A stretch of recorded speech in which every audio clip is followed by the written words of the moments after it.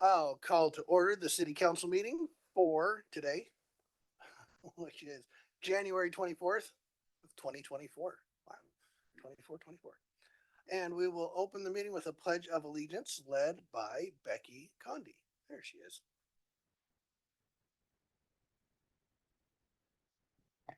Would the audience please rise? Please repeat the Pledge of Allegiance with me.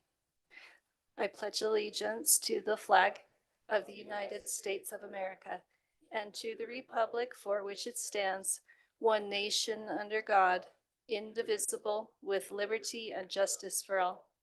Thank you. Thank you. Our next item up is public comment. This is your opportunity to address the council for anything that floats your boat for the most part. We do have 4 public hearings on the agenda. If you wish to speak on one of those topics and you won't be here later for the public hearing, you can speak on one of those topics during citizen comment. We just don't give you 2 bites at the same time. Hello? Any minute now. I think we'll start with Ms. Efremo. Go ahead. You have 3 minutes. Hello? Hello. We can hear you. Hello? You may not be able to hear us, but we can hear you. Hello? Hello. Hello? Hello, I want to be connected to West Jordan Council meeting. You are connected. Go ahead and speak. Hello? I don't know what to do with this. Hello, you are connected. Go ahead. Hello? 3 minutes. Hello? Hello? Alexandra, can you hear us? Hello? Hello. Hello? Hi, Hello, I'm here. You're connected. You're good to go. Yeah, I'm trying to talk, but I don't know. Hello, can I talk to somebody? The council can hear you as well as the whole room. You are live and in living color. Okay. Hello, council. Hello, Hello. Alan. Hello. Go ahead and speak, Missy Framo. Hello. I'm trying to talk. Chris or Alan?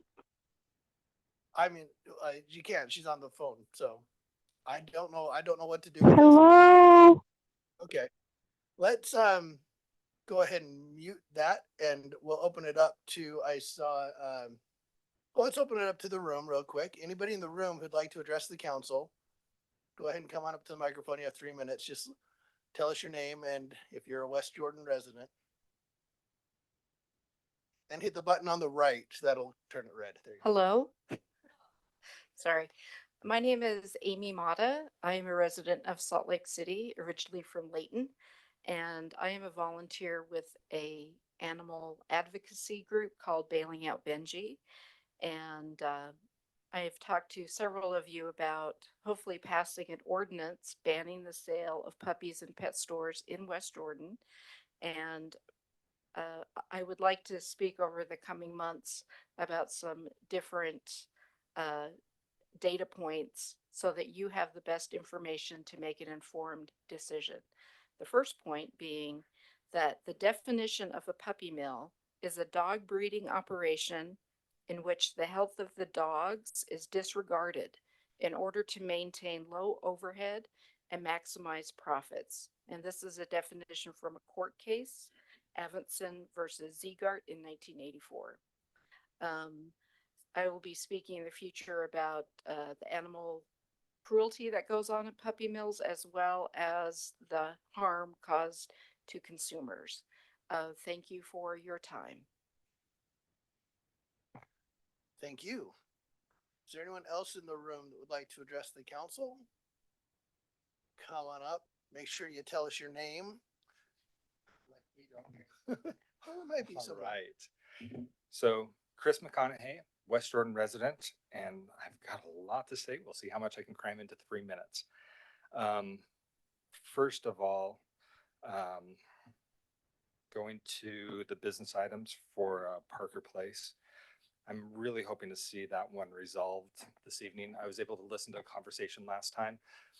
Parking, I know parking has come up a lot with the developer, but since that's not really a developer concession, that's a public street. That's something that could be done at really any time. The council could say, you know what, let's wait and attack it later, see if it is a problem, or even if they do something now, it could be undone later. So I would love to just see things brought across the finish line and maybe keep an eye on it to see how things go and maybe revisit it 6 to 12 to 18 months down the road, no pun intended, just to see how things go, because there's nothing that necessarily says that has to be done before anything else can be resolved. So I'm hoping that that goes relatively soon. Also wanted to talk about the item tonight for streetlights at crossings. Thank you so much for seeing this across the finish line. I wish this had been done before the end of the year, but thank you for taking some time to discuss that one tonight. Obviously, I'm very much in favor of that. A simple thing to require that we have lights on both sides of crosswalks would help minimize potential risks. I know Councilmember Green has some unique perspective into some of the problems that can arise or have arisen in other cities. I would love for our city to be proactive and say, going forward, this is what we require. What's been proposed doesn't necessarily require that we change everything that's already in there now. That can be done by administration when budget permits, but it does prevent any issues going forward. I will refrain from comment about the airport, and I would also encourage support for the lease agreement for the Historical Society to make sure that that can be squared away. I know there were some hiccups with that one and some things were missed, so I'm very much appreciative of the council. I know there are some very sharp eyes that watch to make sure that we're doing everything by the book and all of our I's have been dotted and all of our T's have been crossed. And if the council feels that we're at that point, I would very much be supportive of passing that. Thank you very much for your time and appreciate what you do and the service that you give. Thank you. You have 43 more seconds. You sure you're done? I know. Say hi to the kids. I did bring somebody. My wife sent one of my neighbors to help make sure I didn't stay too long. So. Oh, there you go. It's good to have our wives keep us in line. Anybody else in the room who'd like to speak? Go ahead and come on up. Oh, looks like we've got two. Just let us know your name. Go ahead. Pull that mic on down. Okay, can you hear me? Okay. My name is Jeanette Drake. My address is 1856 West Drake Lane. I'm one of the owners with my son Dan of Drake Family Farms, established 1880 directly west of Parker Place subdivision. Since 2017, when this project was first approved, I've been to numerous public meetings with Planning and Zoning, Board of Adjustments, and City Council. We have many customers that need raw goat milk for health reasons, and our licensing agreement is that the customer must come to the farm. So we need to have good access for that. And it's not just the farm store customers. We also have employees, hay and grain delivery trucks, and trucks to pick up pallets of milk. Further west of us is Tico McCurdy's property. He has a cement contractor. He boards horses and gives riding lessons. So there's also horse trailers and trailers with cement forms going up and down Drake Lane. This is not the first time this 55 plus issue has been before the city council. The city planners did not recommend it. The Planning and Zoning Commission did not recommend it. There's a good reason why the development has the 55 plus designation. The location cannot support increased parking needs. Liberty Homes should have built smaller homes that 55 plus people would buy. Ever since the development was first approved, the builders had asked for changes. They fought the requirement to have a masonry wall next to our farm. Thank goodness for the city council upholding that requirement. They went to the Board of Adjustments to get the lot smaller because someone did not count the space required for garages when they drew up the plans. In the December 20th meeting, the woman representing Liberty Home said that she had a petition of 29 neighbors and who were in favor of removing the 55 plus. These neighbors must live on the other side of our farm. They certainly do not live on Drake Lane, and they don't drive or park on Drake Lane. We were all very naive when this started. My late husband, Ron, represented his brothers and sisters and signed an agreement with Coldwell Banker giving a right of way for emergency vehicles. I advise everyone I know to never grant a right of way. The part of Drake Lane from Redwood Road to our property line may be a public road now, but the part of Drake Lane between the farm and Majestic Elementary is still private property owned by Daniel and myself. So we own the home at 1850 West, and now there is no parking allowed on our own property. Unfortunately, we did not have a pre-construction meeting with any contractors, and most of the problems could have been avoided if this had happened. Perhaps the area in front of 1850 West could have been wider. The trees that were removed could have been saved. Certainly the stupid curbs would never have happened. I would like to know exactly what my husband signed up for. After the irrigation system was redone and completed, we learned that West Jordan City Code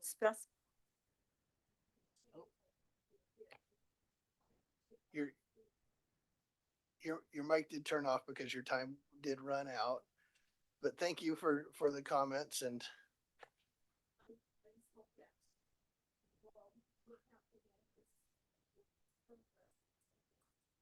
thank you. Thank you. There was at least one more in the room. Go ahead and come on up.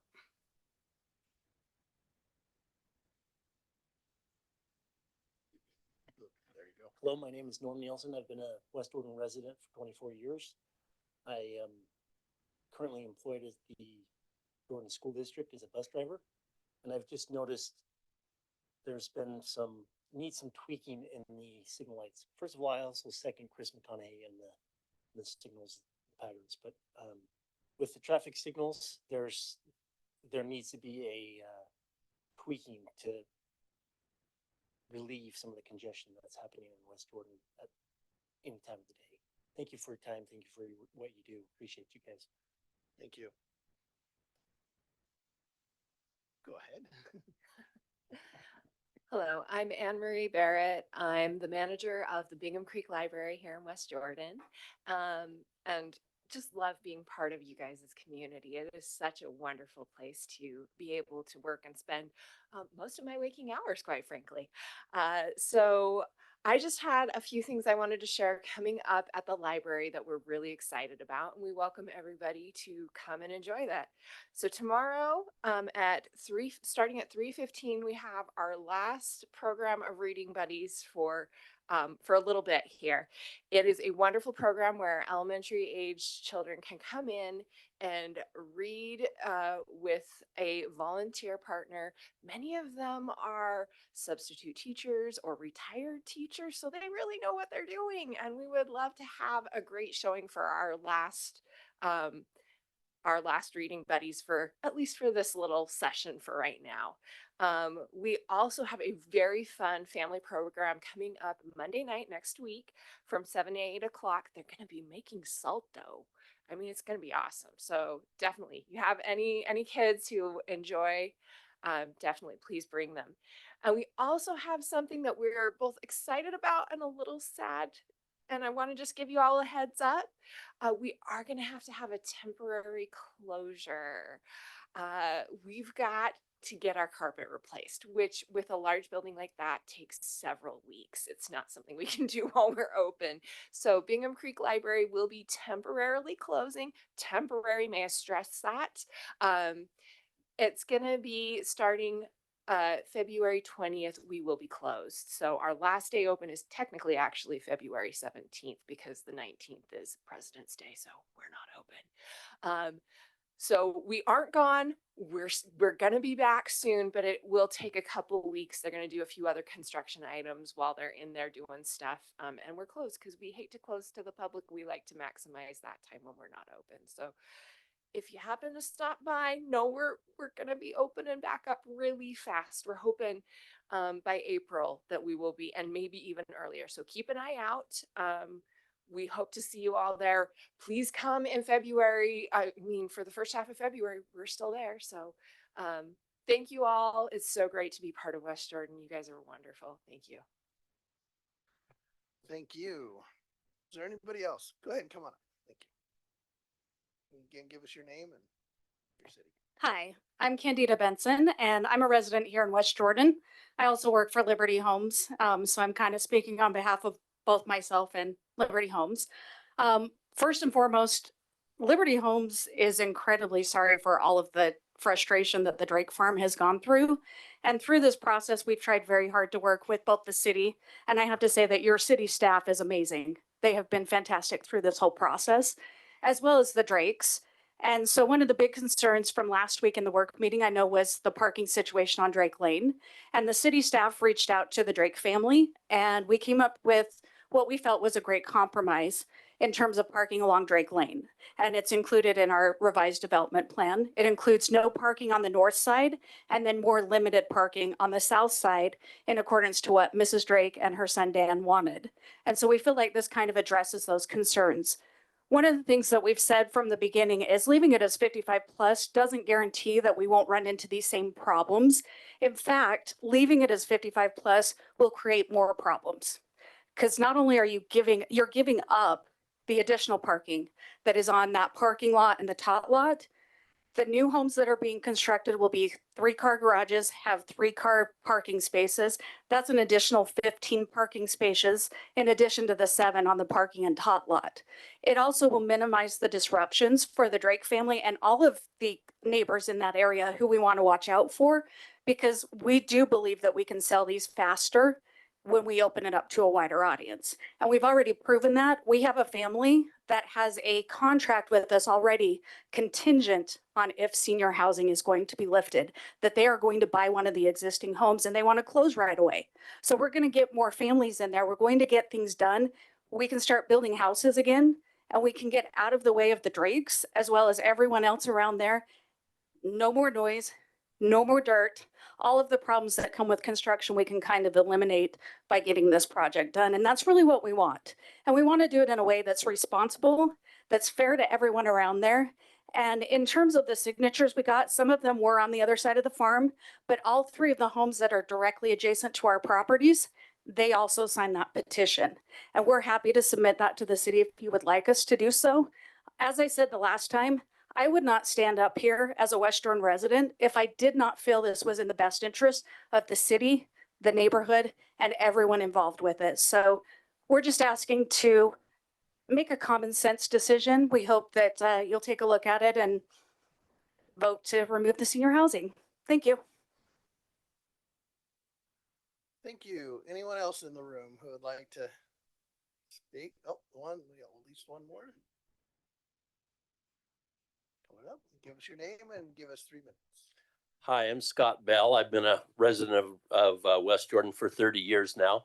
I didn't come here to talk about this particular thing, but Mr. McConaughey reminded me of it. I came through the I came through the drive in front of the library and the senior center when I was coming to this meeting, and all of the lights are out in the parking lot there. That's a high traffic area, high pedestrian traffic area there.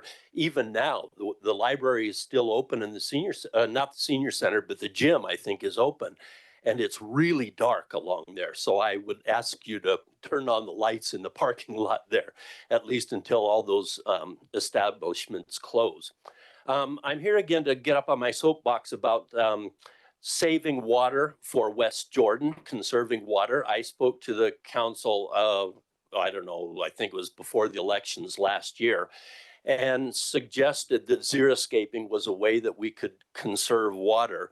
One of the impediments of that is dirt removal in your yard. And West Jordan already has a on-demand trash dumpster program, also an on-demand green waste dumpster. So I don't think it's a stretch to think that we could get an on-demand soil disposal dumpster that could be put out in front of houses for those who want to take up 3 or so inches of dirt in their lawn area there to get into the dumpster and then have the city dispose of it. That's one of the very biggest parts of xeriscaping is lowering your lawn by about 3 inches so that you can pack it with mulch on there. With a free chip drop program and soil disposal, I think that I could probably xeriscape my entire front yard for maybe a couple of $100, maybe $50 in some piping to pipe into my existing irrigation lines, and then another $150 in shrubs, because the chips would be free. I would do the work for the soil disposal. So for not very much money, I could xeriscape that yard and we could save a fair amount of money. That's my soapbox speech there. Since I have a little bit more time, I would like to also encourage West Jordan and the mayor. I love the city's digital newsletter, which I got today. And I'd like to suggest 2 more things. One of them is a spotlight on a particular citizen, or maybe a business or a school, where we can highlight some of the outstanding features and people in our community. Love to see that as a regular basis. The other thing I would like to suggest is a energy or money or water saving tip every time, where West Jordan citizens could submit their own tips, right, for water saving, ways to save water, ways to save energy, ways to save money. And then we can begin to compile them into a list of I'm out of time here, but compile them into a list so that they never go away, right? You can always just click on a category. Oh, there it goes. Yeah, thank you so much. Thank you. You'll be pleased to know that so far for the water year, West Jordan is about 1% under last year, which we were already several percent under previous year. So as far as water delivery goes. Is there anybody else in the room who would like to address the council? I know we've got at least one online. Nobody else in the room. Mr. Anderson, can you dial up? Yeah, Mr. Pack Mr. online. Pack has raised his hand. Go ahead. Whenever your light turns on, David, Great. Good evening. Is the microphone on? you are good. Great. Thank you. David Pack, West Jordan resident. Thank you for the opportunity to share a few comments this evening. Just 3 quick remarks to respect everyone's time. I too agree, along with Mr. McConaughey, with the lease on the Historical Society. I really believe it's important to preserve and promote our history so that we can learn from history and have a vested interest and love of our community by knowing what's gone on generations before us. Also, the 2 other things I'd like to comment on. I appreciate the deliberative approach that's been made toward how to ensure that council members are on par with each other, not one elevated above another, with regard to the recent conversation on chair and vice chair, where the council mentioned that they didn't want the positions to be elevated above the other council members, while also there needs to be some leadership prerogative. So perhaps consider a code change in the language that's in our code of the chair being able to select what items go on an agenda, but rather maybe the order in which they go in, or some opportunity for all council members to be able to have input as to what should go where. So that there's just a little more influence from all 7 members instead of perhaps devaluing some items that might be important to certain council members. The last item is just perhaps a devil's advocate viewpoint of the parking idea relative to senior housing overlay. I know it's impossible to be an expert in all areas of city governance, but I just thought that I'd give my perception that according to the conversation last week, it seemed there was the assumption that young families who reside in areas have more people over to their home and more parking is needed versus older people in a senior housing community. My experience is that younger adult children drive to their senior parents' home for Sunday dinner or the monthly extended family birthday parties, and that creates a lot of parking in senior communities. Also, I know several in our community who love their motorized toys and have more disposable income for more vehicles. So we actually have more vehicles in senior housing. I also know some who rent out their basement to their children, and now you've got 3 generations in there in a home. So I believe that lifting the overlay could actually promote better parking issues, because if you keep it the downside is, as was mentioned, you'd lose the existing parking that would be there. So I just wanted to mention the other side of the coin, so that all sides are considered when you're discussing the senior housing overlay. And I believe that it would be a favorable approach in today's market to lift that. Thank you for your time, and hope you enjoy your evening. Thank you. Always good to hear from you. Anybody else in the room or online? Ellen, is there anybody else online? No one has raised their hand online. Okay, perfect. And I'm not seeing any in the room. So we'll go ahead and close public comment and move forward on the agenda. The next item on the agenda is, go back to the agenda. There we go. City council reports. We've made an executive decision, speaking of agendas, to have just one of these comment periods instead of 2. So from the city council, if there's anything you'd like to bring up, this would be the time. I am seeing no. Councilmember Green. Because I don't think we had a meeting last time. If everybody remember, we had the local officials day with the Utah League of Cities and Towns. Mayor, I'm not going to steal much of your thunder. We were able to take the youth council up thanks to Mr. Hallmark. He helped. He was a great bus driver, so you better be careful because he'll replace you. He was a great bus driver, and all indications is that the youth council enjoyed that activity, and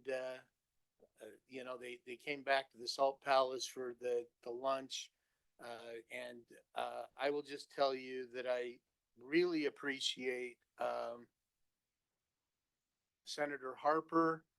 I got to get their last names. I can see them standing there, and it's hard with their last name.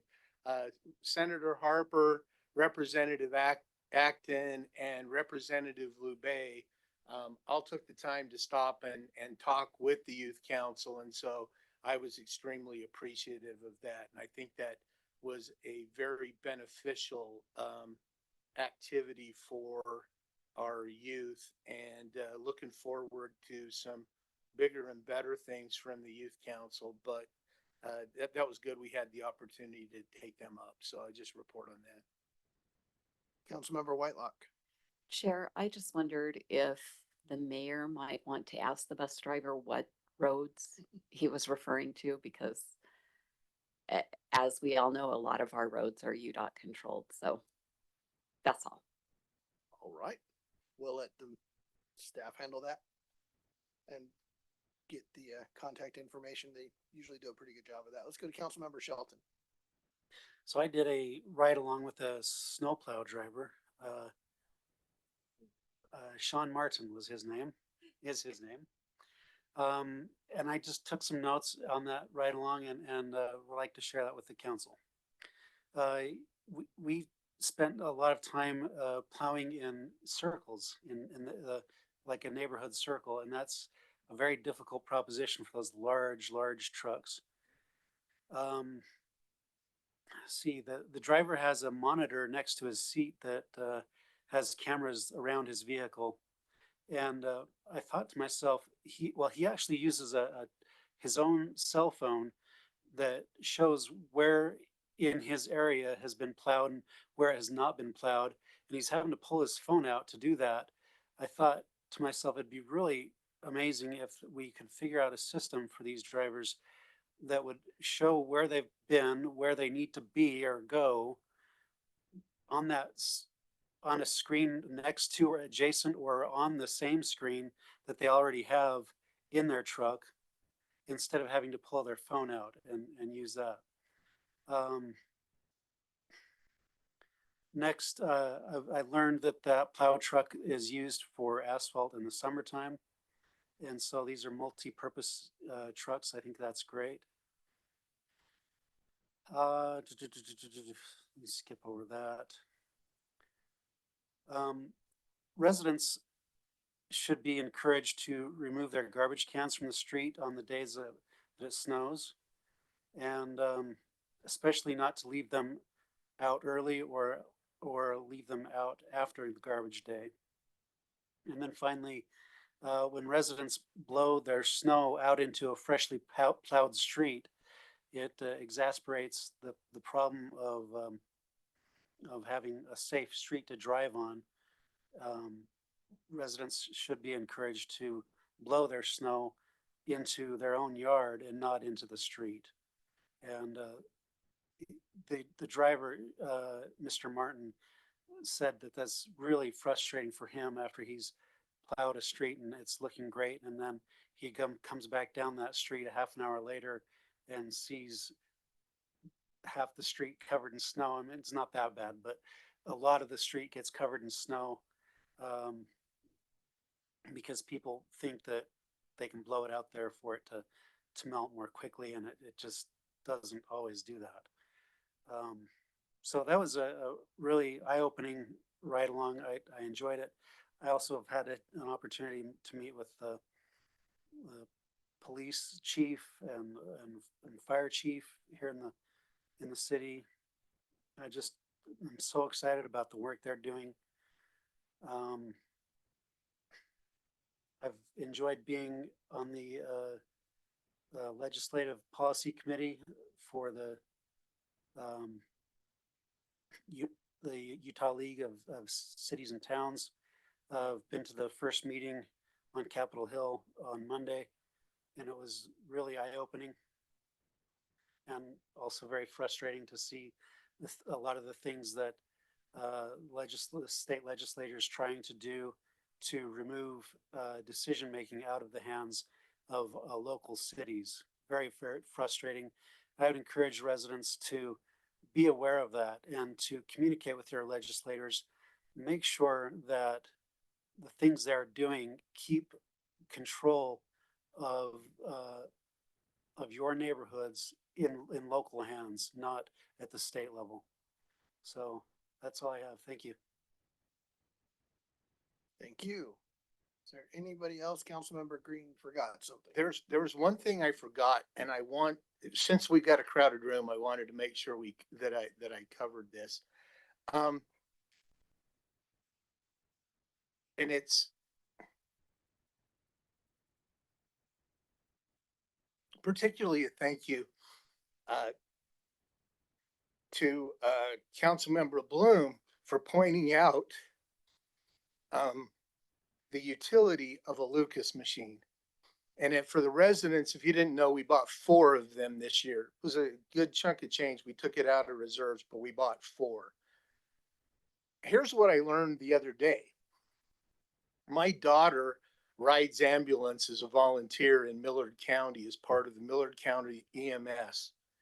She normally rides in Fillmore, but was in Millard the other day.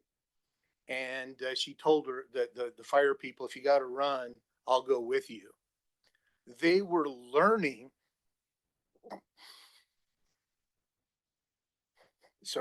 the EMS people in Millard were learning how to use the Lucas machine, and they got a call for a non-responsive person.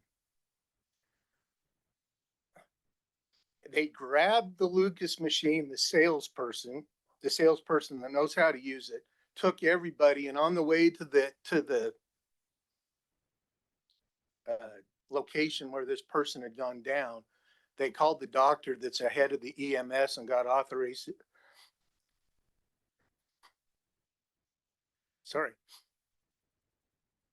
Got authorization to use the machine. They used it and brought the person back. So, I'm sorry, a little emotional, but that tells you how well those machines work. Our fire department's got 4 of them. thank you for bringing it to our attention. Thank you. Councilmember Bloom, I wasn't gonna talk. a rebuttal. No, I'm just kidding. No, I just want to say, and I'm a football fan, and that's where it came from. That's where it really I dived into it. But being able to work out with the firefighters every morning and listening to their stories and listening to the stories of them saying, "Hey, if we had it for this call, if we had it for this call, they may be here."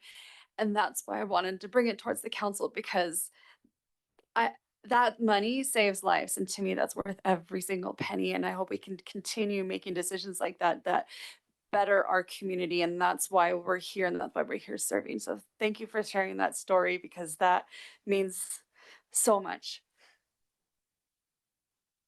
Cool. Anybody want to try and top that? All right, let's move on to the council office report, Mr. Anderson. Thank you. The only thing for tonight is we do have, we just wanted to report to you, there's several projects that the staff are working on.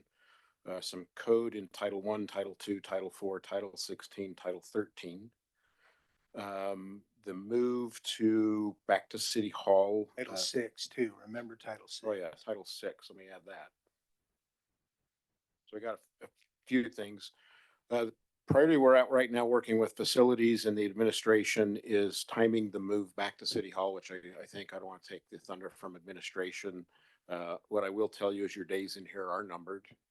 I just don't know what the number is, but probably single digit meetings, I should say. So I won't take that thunder away, but there are a lot of projects that we are working on. As we move back into City Hall, you'll probably see some adjustments as we put our policy analysts to work on policy analysis. And the new work session meeting room, which is being configured, and things like that. So just appreciate all your support and patience with us as we tackle all these various tasks. And that's all I have for tonight. Thank you, Council. Excellent. Next up is the mayor's report. We'll turn that to our mayor.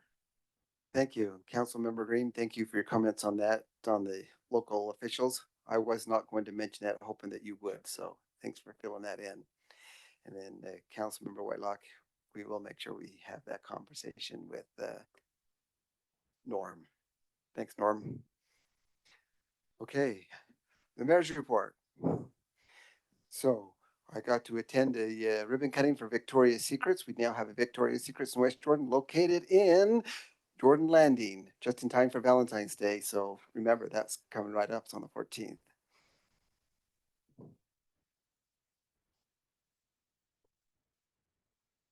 And yesterday, I, along with the council member Shelton, were in attendance to the Salt Lake County's State of the County address. It was held in South Jordan. So nice and close for us. It was good to be part of that and participate in that opportunity. And then with Wasatch Front Regional Council, I'm meeting up at the Hill several times during the week, and one of our meetings was right here. As you can see, there's Speaker Schultz there is talking. He doesn't do sign language, but he does talk with his hands. And then their graduations are still happening. These are 3 additional schools. I had the opportunity to attend their graduation.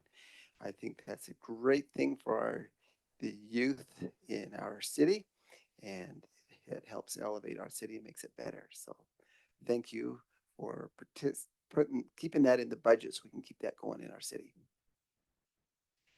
Our first Fridays are coming up. The next one will be on February 2nd, which is Groundhog Day, but it will not be a groundhog theme. It'll have a little bit of a Valentine's theme to it. I hope you can come and join with us. We'll have some fun and activities prior to the event happening.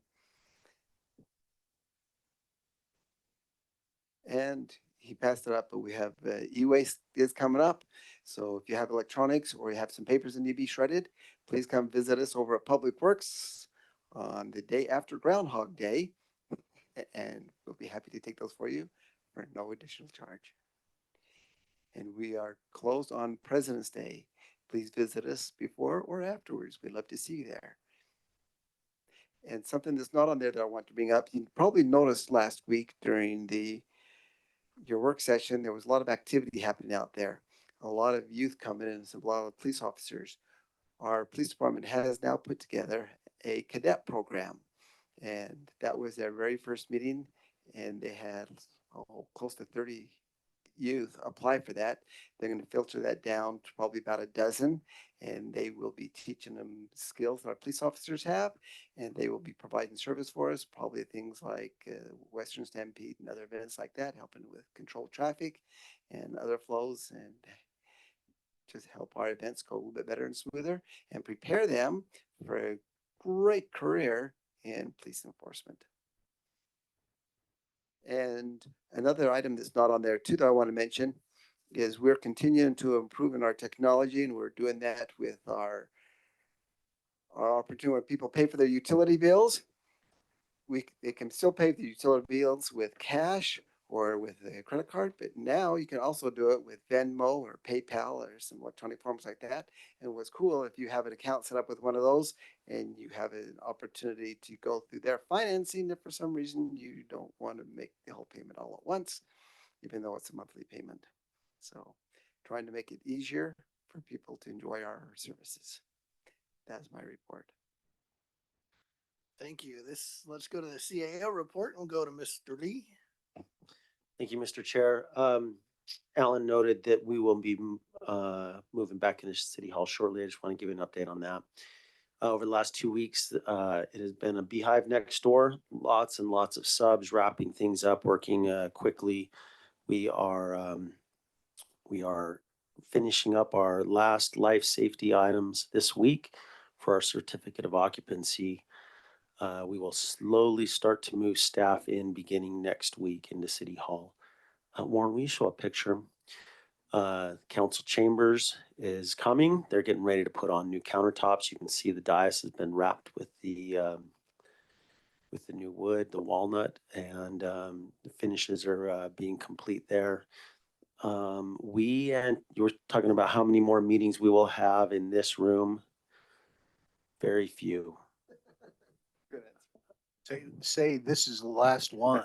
That's certainly our hope, right? We have a 3-week break between this meeting and the next council meeting, and it's our goal to get you back into the council chambers on your February 14th council meeting.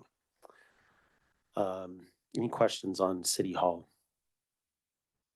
Any questions for administration on this? Where's City Hall at? It's been a long time since I've been there. It's been a long time. We're anxious to get back in there. I was going to say, maybe we should update the address. My question was more for Anne Marie, is that did they get the carpet or do they have a supply chain issue too? Well, carpet is not an electrical panel, so. And then I just want to turn the moment over to Tawny to give you an update on a couple of things in her department. Perfect. Ms. Tawny.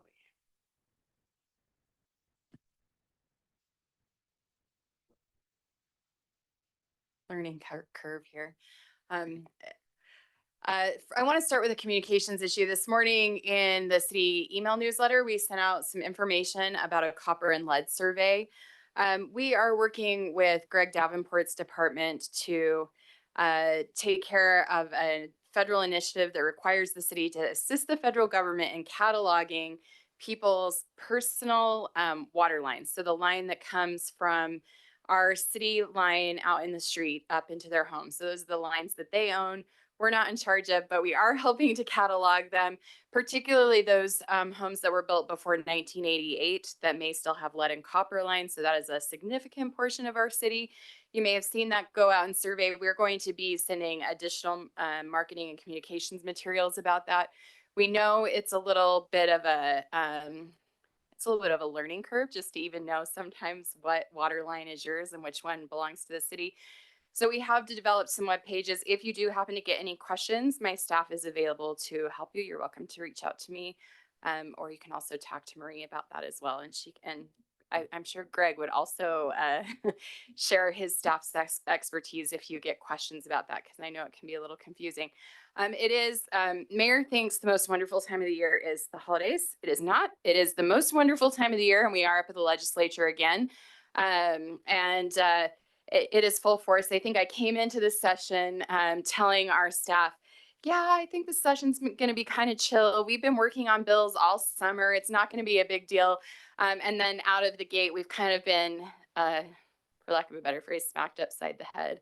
I am doing my best to keep all of the grocery stores and businesses I buy bananas to keep my flickering eyelid from flickering. I don't know if you've heard that old wives' tale, but my mom tells me to eat bananas, so that's what I'm doing. There are a couple bills that I want to bring up today, and then I'm happy to take questions about any bills. I'm just going to ask. I don't have my computer with me tonight. And so if you do ask me about a bill, will you please give it to me by name instead of bill number, because I haven't quite mastered all the bill numbers this year. But I did want to talk to you about a bonding bill that came through from Senator Fillmore. You may have seen this. This bill would have required the city to go out for a public vote on any bond over $10 million. Now that many may sound quite shocking to those in our audience, but as you know, that wouldn't even cover a small fire station in our city, and it would be particularly tricky because referendum votes on bonds have a 98% fail rate. So that would have been very, very tricky for our city. Senator Fillmore has been great to negotiate with us in good faith. We met with him last week, and that amount has been raised to $90 million. So we are no longer in opposition to that bill. That was a big change this week and a big win for cities and towns. So we thank our cohorts over in South Jordan for attending that meeting with us and talking to the senator. The other thing that I wanted to go ahead. So was this the same bill that was prohibiting lease bonds? Yes. Yes. Okay. But it's fixed. Oh, that's fit. Because I was going to say that would eliminate the way we did the public works bill, wouldn't it? Yes. Okay. And that was actually the example that I used in our conversation with him, and talked a little bit about the inflation. We wouldn't have been able to go out for bond on that building. The one thing that's really important, I think, about lease bonds that we talked to him about is when you go out for a geo bond, you're asking for an increase on property tax. When you're going out for a revenue lease bond, which is what we were talking to him about, often that doesn't require any increase to property taxes. So that's why our city has taken advantage of those type of bonding opportunities, is because it doesn't mean an automatic property tax increase to the residents like a geo bond does. And a geo bond is, I know you all know, but I'm sharing for the audience. A geo bond is a bond that you would go out to vote to the public for a public referendum on. So that's why it was so important for us to get this fixed. We don't want to arbitrarily raise property taxes every time we want to build a new building. You guys have done a really great job of saving funds and being conservative in your fiduciary responsibility, and we want to keep the ability for the city to do that. The more options we have on the table, the better. That is not the only bonding bill on the Hill. That is just the first one we've addressed, and it is one that we've already got to change to, where I think right now we're neutral. Could potentially go to support on that, depending on our conversations with the center. So watch for that substitute to come out. And the other thing I wanted to talk to you about today really is some of the land use conversations that have been occurring up on the Capitol. I don't have bill language for you yet, but I do kind of want to let you know what's coming, because that obviously has such a significant impact on your work. So and we've been talking about these through the summer. So I know you've heard some of this, but I want to share where it's kind of starting to crystallize. So we are expecting two important bills to come out that will impact our city. The first is a bill that will set up an infrastructure loan fund through the state. That will allow cities to go through a state loan program as opposed to bonding for infrastructure. That obviously could be a huge benefit to our city out on the west side, particularly where we're looking at building some of those water tanks. It's a $75 million loan fund. I told the mayor, and I had the opportunity to meet with Steve Waldrop today, our new housing czar, the governor's new housing czar, former legislator, so not new to us, but new to his position. We did. I tried to commit him to 25 million, right, Mayor? I did a pretty good job. I don't know how the rest of the state's going to look at that, because that's about a third of what they've got for the entire state. But that is the cost of our Zone 5 water tank, and that's why we're starting those conversations, because we know we're going to be asking for money there. But so the first bill that we're really looking forward to is that bill that will provide us some needed infrastructure loan money at a very low interest rate, much lower than we could get on the bond market right now.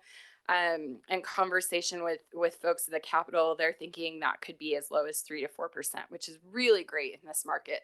So that's the first thing we're going to see. I think that's going to come out. Steve told us today that that would be a spend love bill that we should see language on. All things crossed by this Friday. The second is a bill that's going to be sponsored by Senator Fillmore and Representative White, and that's going to be the bulk of our land use changes. I'm going to tell you we're definitely not to a final place on this, but I will tell you I think one of the main highlights of the bill that is either going to be really concerning to you or it's going to be concerning to you is going to be some zoning changes. The state is asking cities to accept some by right zoning. The magic number that they're looking at is 8 units per acre. I know. And what they're asking cities for right now is for the city to do a statewide zoning of 8 units per acre, and the city would be able to opt 60% of the city's residential land out of that 8 units per acre. We're trying a couple different things. We'd certainly far rather opt land into an 8 unit per acre situation than out. Because if for some reason some corner of land didn't get opted out, so to speak, anybody could come in and build 8 units per acre, which is pretty dense in our city, especially considering what we have in the rest of the city. And that could have a pretty extreme impact on infill development in particular in our city. So we're looking for an opportunity to opt in, but what we'd like even more is a requirement not to have a percentage of our city in that. What we're trying to suggest is maybe there's some sort of affordable housing buy-up for density, which is similar to what you've done in some of your MDA agreements, like you've got up at Ivory with the 10% housing set aside. We've been able to use that example as a really positive example of what cities are doing to work with different developers, and how we are allowing density in our city and doing our best to contribute housing and bring housing affordability down. So those conversations are going to continue, but I think that is kind of the one piece that is really, really going to impact you significantly. I don't expect language for those bills to come out for several more weeks. Those tend to hit at the end of the legislative session, and they're kind of slipped through at the very end, despite the work that we do on them all year. Having said that, I'm happy to take any questions that you might have about any bills that are up on the Hill. We're tracking about 165 bills right now, which is more than we tracked, I think, all year last year. So we're at a high. Could you give us a summary on the infrastructure funding bill that's kind of like PIDS, but it's not PIDS? Yeah, for sure. So that's a Dunnigan bill. And that bill, I actually really like that bill. A lot of cities don't like the bill. The reason I like it is it essentially follows the structure of what you guys have already worked on up on the Wood Ranch property. So essentially, the bill would allow developers to access the municipal, the government bonding market through a PID structure with a limited property tax, a mill rate property tax levy. The property tax would have to be paid off before C of O was issued on that particular property. So it wouldn't pass on. And then there's no ability for the board, I think that's what they're calling it, is the board of and it's not a PID or a lid, and I don't even know what they're calling it now, council member, but they can't renew that property tax. So it really limits the impact on the city and on the residents. And really our only part in that is to ensure that the infrastructure is built to our standard and our codes. So just to recap, because we had a conversation about this the Yeah. other day. I just want to make sure it gets in front of people and make sure I'm understanding it right. That the homeowners, once you've actually bought a home and moved in and closed and it's now my house, that property tax is no longer the funding source for that. That's correct. Infrastructure. That's by the time it boils down to an actual resident of the city, they're not paying that. That is correct. And you know, I really credit it's the administrative staff and the council for working together on our PID ordinances. I think they really lead the state. We got out of the gate early on that. We're one of the few cities that have passed a PID. I'm super interested to see what sort of progress on any ability for them to secure the money is, because I haven't heard anything yet on that, but because I think there's some question about what the market is going to be for that. But I think what we did and what we did well is we have kept ourselves from getting into a situation like you have over in Colorado, where folks are moving into a home and then developers are quote unquote borrowing through a property tax to build commercial projects, and property taxes on those homes are tripling at this point. So you've saved your taxpayers a lot of money in the future. And the state has taken note and is kind of following suit with policy. So thank you for leading out. I think it helps every time you guys can do that. Councilmember Green. On the one where we're talking about the by right numbers. Yeah. What makes 8 units per acre the magic number? That's a really good question. I don't know the answer. And I've asked that question and I don't know the answer. I don't think it's any, I think that's a really similar question to what is an affordable home. I know the governor would tell you that an affordable home is $350,000. I can tell you, you're not going to find a home in Salt Lake County, a brand new build home in Salt Lake County for $350,000. We did an exercise with our legislators when we did that bus tour, which, you know, thank you for participating. I think we've gotten tons of accolades. Every meeting we go to, people are really excited about that. And I don't know if it did anything else, but it certainly turned Representative Dunnigan into our city spokesperson. I think he's told every single person who's stepped foot on the Capitol that we have 9,000 entitled units, and we've entitled 8 units per acre, and it's not helping. So he's maybe become one of our best spokespeople, both sharing our leadership story, but also sharing the story that by right zoning isn't the only answer. It can't be the only answer. And so I've asked that question. I don't think anybody has an answer, but we also don't have an answer on really what is affordable housing. Is it as or what is a starter home, which is the governor's phrase that he's usually using, a first home. Well, a lot of people are offended about that phrase. So, right, like that's been a little controversial this year, but part of it is we just can't define what that means. One of the numbers that's been thrown around is, you know, if we allow developers to come in and if they do an affordable housing package, instead of doing a percentage of by right, could we offer, like I mentioned, the affordable housing buy-up? The number I've heard thrown around with that is 20% of your median home price. That's still not an affordable house in our city.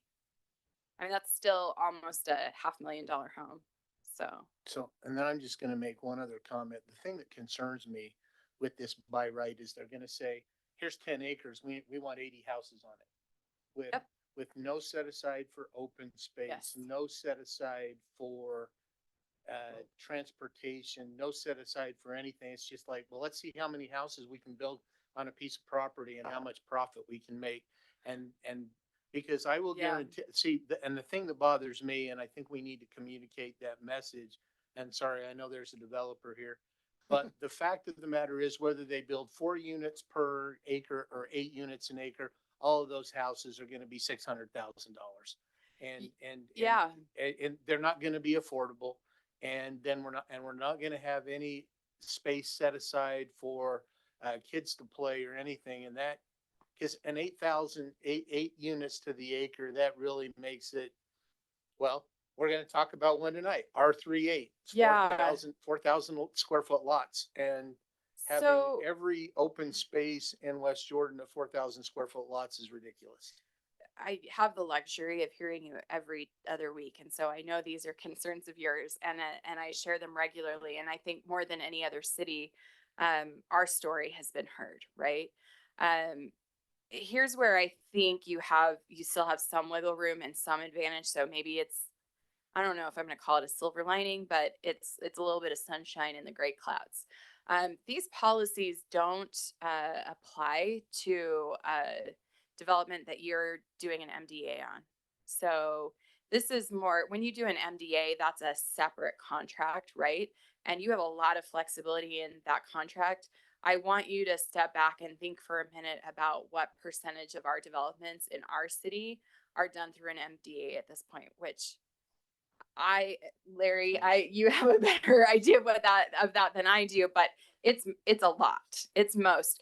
So what we're really talking about, and this is what I talked to Steve about today, was, okay, well, what you're telling me is I've got these wonderful 1 acre lots right in the heart of my city that have been passed down from family to family to family. They get to the grandkids. The grandkids already have a beautiful home somewhere, so they decide to sell the 1 acre lot or the 1 acre lot, and then the developer buys the lot across the street, and suddenly you're looking at 16 homes in a neighborhood where there's only maybe 8 homes in it right now, and you've got 16 more homes. And so that's where I think it becomes more of a problem for a city like ours. I think our greenfield development, we're already developing this way. We're doing with MDAs, we're doing the affordable housing buy-ups.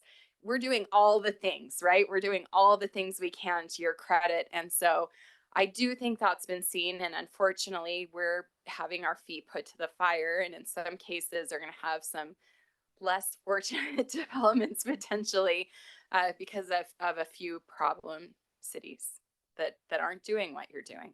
So any other questions about other legislation on the Hill this year? Any questions? You guys are always welcome to join.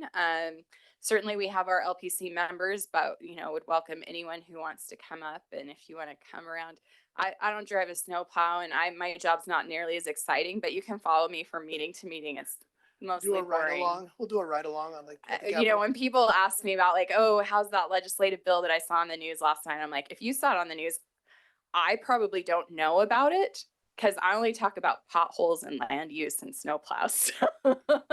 So it's not that exciting, but you're welcome to join me. Thank you. Thank you. Anybody else from the administration? Nothing further, Chair. Thank you. Thank you. All right. That brings us to our first public hearing for the night, which is item 6A on the agenda. There we go.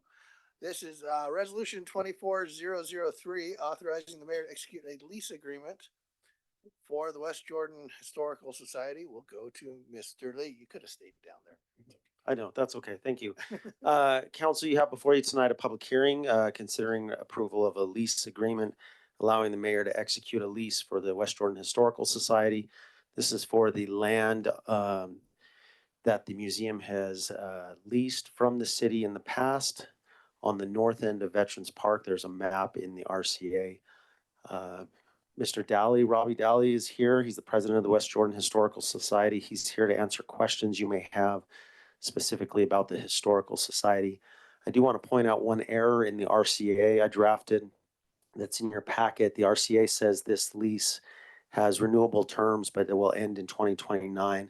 The actual lease that's up for approval has renewable terms that could continue for a 10-year period, so to 2034, not 2029. So please note that. With that, I'll turn it over to you. If you want to hear from Mr. Daly, as I mentioned, he is here as well. Thank you, Councilmember Green. I got a couple of questions, so don't go away. Do you want to ask questions of Corbin? Okay. Yeah, I want to ask questions of Corbin because I just want to make questions from the council. Make sure that, and I'm sure there will be some follow up.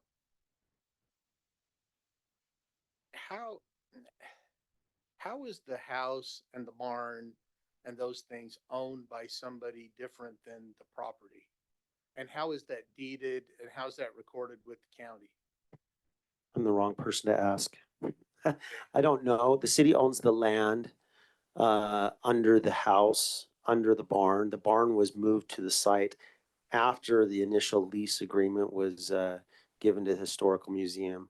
I don't know how the house was there prior to the city's ownership of the land. So I don't know how the house ownership was separated from the land lease, unless it was done by the city just by way of, we're going to lease the land, but we don't want ownership of the property, and we don't want, therefore, maintenance of the house. Mr. Daly might have more information on that, but I don't know how it's recorded and deeded. Okay. And the other question is the RCA talks about giving the Historical Society some money. Is that up for vote tonight or not? Good question. Tonight, this is just the lease agreement. Okay.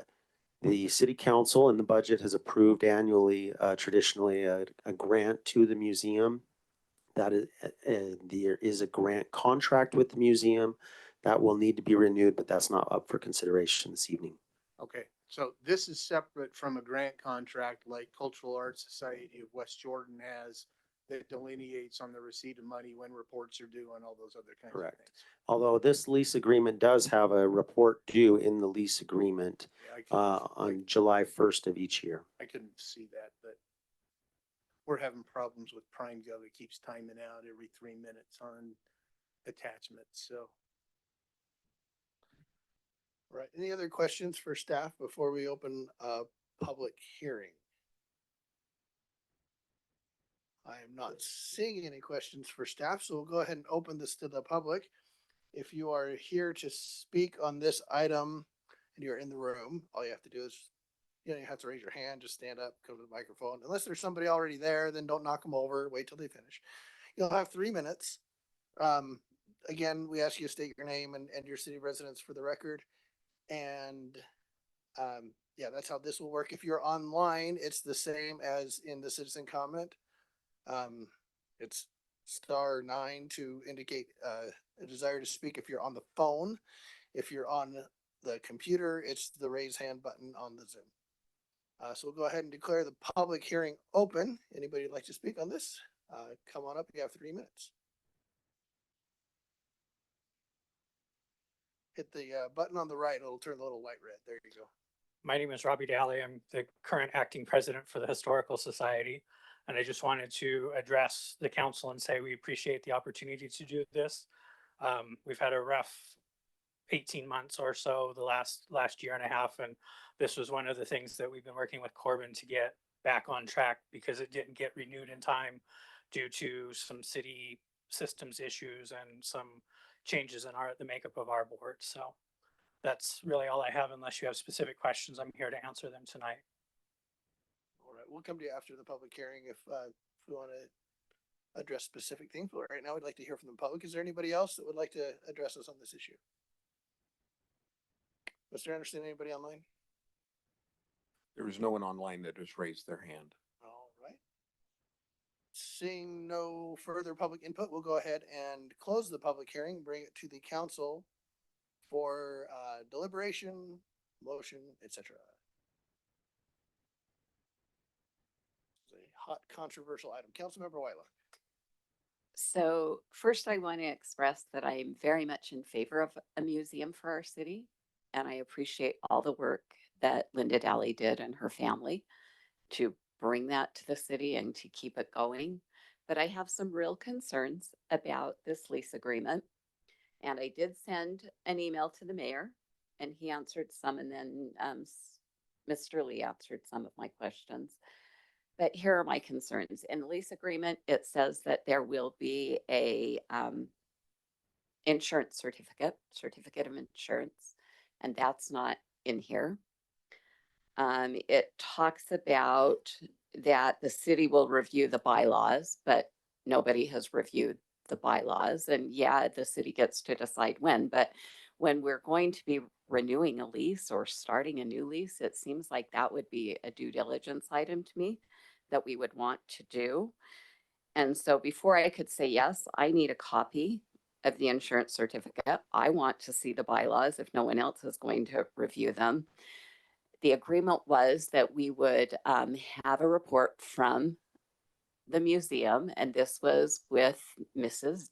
Daly, that we would get a report on how many visitors were there and what events were done. And I understand that we had health issues, COVID, passing of loved ones, but my fiduciary responsibility is to ensure that what I vote on doesn't take all of those things pull at the heartstrings, right? But my job is to look out for the best interest of the city and city funds.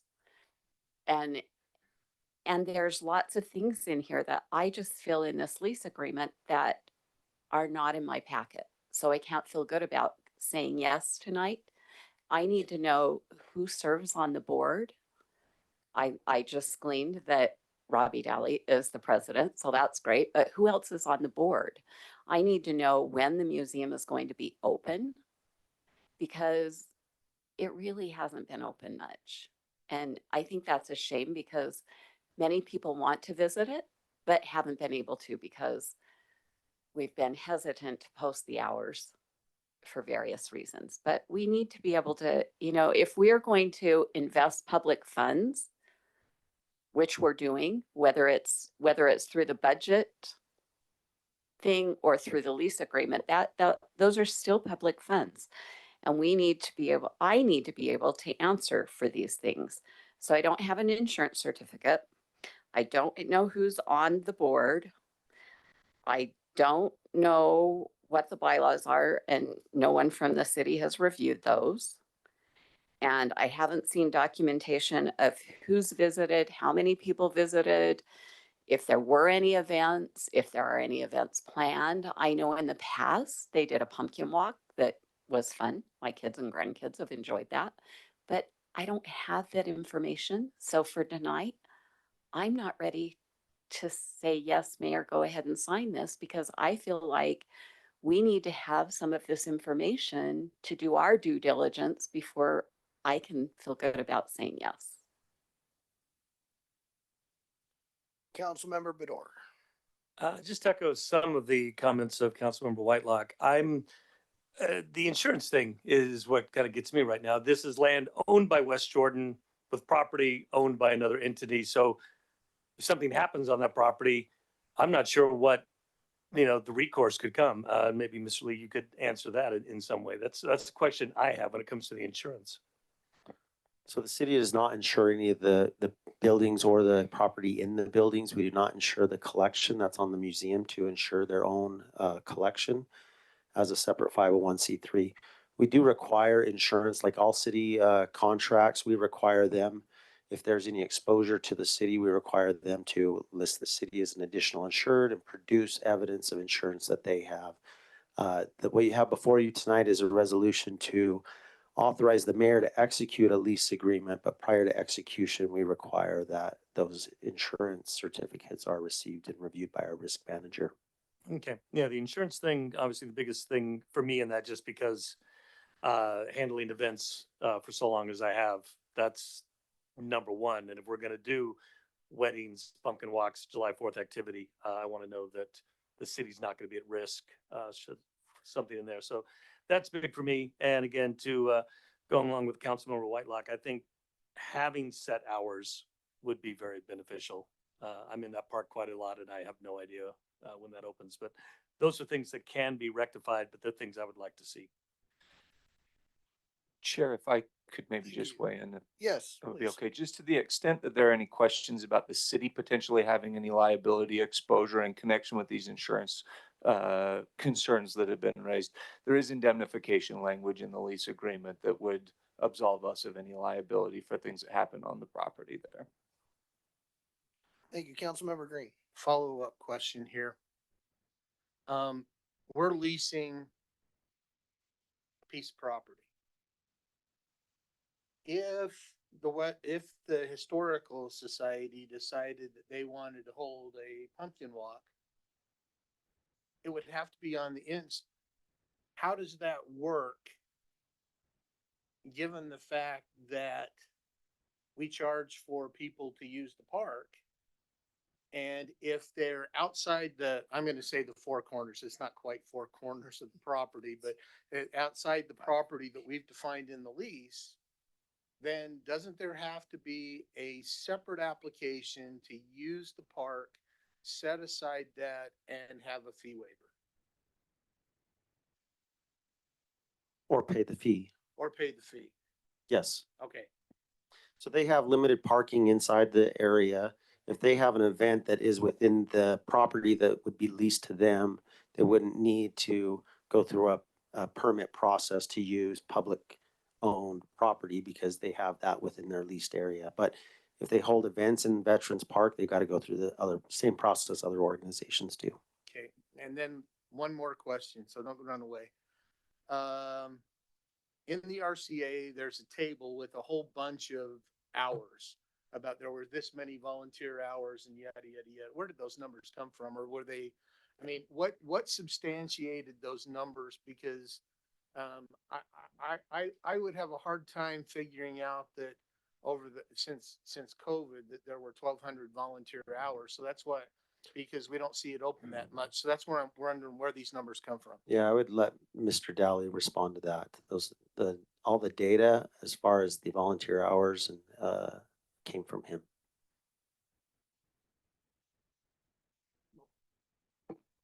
Let's go to Councilmember Bloom. Along the lines of Councilmember Green and Whitelock and Bador, I am concerned about the hours. I have stopped by numerous times over the past year because I wanted to see it. And it was closed every time. There's no hours, no website, no nothing posted. And so I didn't know what was going on with this because I was genuinely curious actually, it was probably in the last 2 years, I've stopped by at least 6 times at random times because it's just, I drive down 78th often. So I'm concerned, one, about the data, and I'm concerned too that there is no information posted there with anything. So I want to make sure that if we're doing this for the city and if we're giving money to this, that we need to make sure it's accessible to people. That's my biggest concern because this is such a value to our city. I want to make sure we continue letting it be a value to our city. So I just, how are we going to hold them accountable if they're not open? Just for clarification, we're not paying No, on this. we're not this- paying, but we're still, giving it's a any big money. piece of money and property there, and it's a value to our city. And if it's not open, it's not a value to our city. Right. I just wanted to just clarify, this is not us leasing anything from, not the city leasing from the historical site. No, it's we're them. leasing to them, Yeah, but we yes, need right. to make sure that we're still providing this value Right. because that's a Right. lot. And as was mentioned at the beginning, this is not the contract for the grant or It's- for the money. This or, is right here. I'm reading right off the lease. well, right. No, Yeah. I know there are things in the lease that pertain to this, but this is not the granting of city money to the. No, but I want to make Okay. sure that they're I just wanna abiding make by sure the that that's- lease I just wanna make because sure that everybody it hasn't understands. been abiding by the lease. And so if we're going to do this lease, I need to make sure that they're held accountable to this lease that we're Understood. providing. Okay, thank you. I just wanted to make sure that that was understood. Councilmember, are you done? I'm sorry. Okay. Councilmember Green, you're back up. One last comment tied to what Councilmember Bloom just had to say is, I really don't like in the lease, particularly that the lease can be closed from Thanksgiving through the end of February. I get that we've got a holiday season, but that's December, January, and February. That's a quarter of the year. And so, and that's a quarter of the, and during some of that time, that's a quarter of the year that schools are open. And if we really wanted to take advantage of the museum and the property around it and the barn, I would think that we would want to have,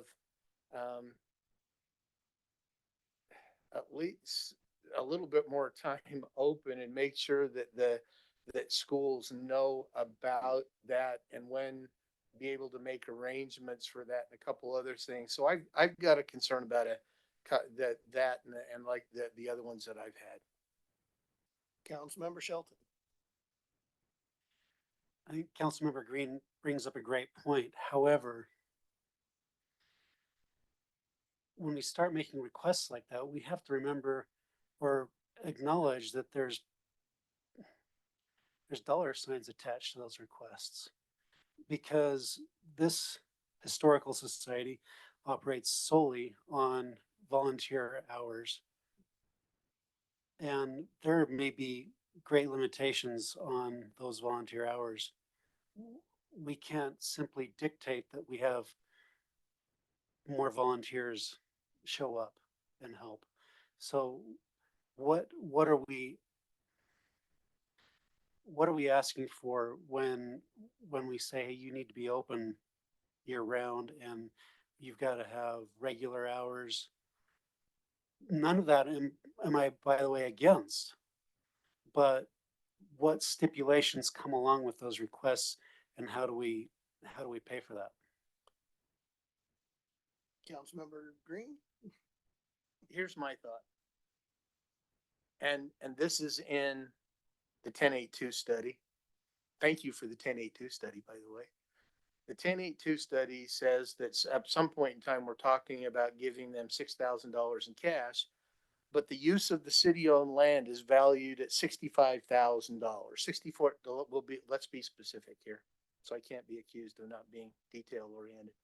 $64,620 per year based on the calculation in Appendix A. If we are going to waive $64,619 because they'll give us $1 in this lease.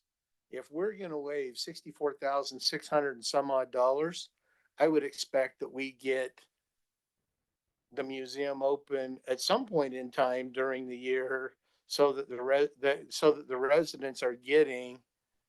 Now, I know this is, I'm going to say this. I know this is kind of a smoke and mirrors accounting process, right? Because if the museum wasn't there, it'd just be part of the park, and we wouldn't. So there's a smoke and mirrors thing here, right? We're saying that the fair market value of the use of the property $64,000, but if the barn and the house wasn't there, we'd have a piece of grass and everybody'd be happy. But given the fact that that Utah Code 1082 requires this and has a number attached, I just think we've got to get it. If we are going to say we're waiving nearly $65,000 for the residents of West Jordan, that the residents of West Jordan ought to have some enjoyability of the property. And it, as Councilmember Bloom suggested, it ought to be regular. And I think a couple down here said the same thing. It needs to be regular hours, and maybe even some arrangements so that schools can go and those kind of things. But then to have it closed down a whole year, maybe there's other times during the year when school's out that maybe is a better time to close. I don't know.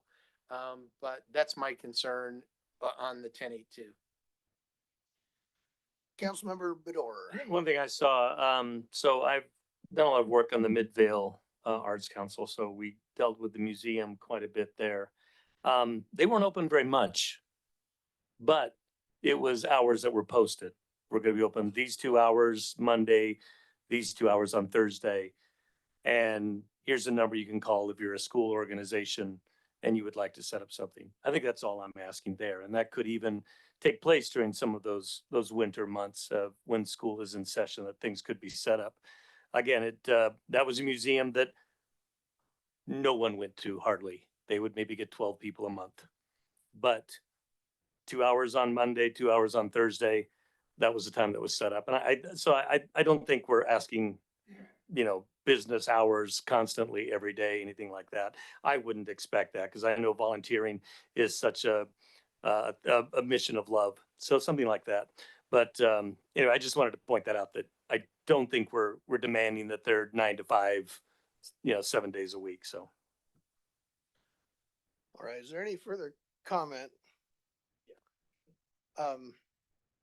Mr. Lee? Sorry, Mr. Chair. There have been a number of good questions, some concerns, and lots of thoughts. Mr. Dalick, I believe, can answer many of these or respond to many of these comments if you wish to give him some time. Without objection, I'll go ahead and we'll allow Mr. Daly to come to the microphone and give us a couple of cents worth of thoughts. I'll try to address the concerns. Insurance. We carry $1 million general liability policy through Farm Bureau. I found out that the request came yesterday. I've not had time to get that produced, but I can have a insurance certificate sometime in the next couple of days from our agent. We've had that policy since we opened it 24 years ago. Regular hours on our website. We don't post regular hours for safety concerns. And the reason for that is our property was broken into and vandalized a number of years ago by some residents of the apartment complex next to us. And so we took our posted hours down so that people didn't come by and look and go, oh, they're closed. So we'd rather look like we're closed all the time from a safety standpoint than post when we're there for people to come when we're not. That was the concern at that point. Things have changed. We can make that change. Our hours are published on our website, which is wjhistory.org. There's a contact us and an hours tab. Our website is not the best. I agree with that. We're working on getting that changed. The makeup of our board was 10 members. We've had 4 members die in the last year and a half. And so we're working on rebuilding our board to bring that makeup back up. But we do have 6 current living board members. As to hours during the winter months, Councilmember Green, we close December through February because our average age of a volunteer is 80. Trying to ask them to come out in the snow in winter conditions is not something that our volunteers are willing to do. We have no paid staff members. Every single person on our board serves as a volunteer, as well as our docents that are at the museum. And so we work around the constraints that we're given with their hours. We are open Tuesdays and Thursdays, typically from noon to 5. Unless somebody is ill, we try to have 2 volunteers on staff at all times when we're there.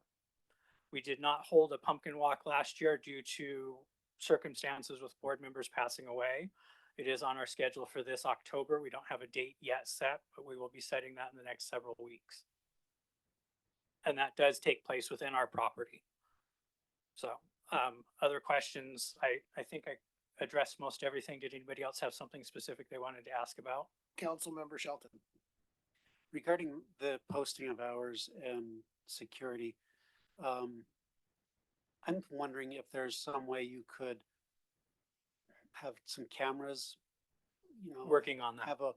Have some Wi-Fi cameras. There's some things that could be done to ensure security on this facility without having to be there. Agreed. But I'm the youngest person on the board, and I'll be 50 in April.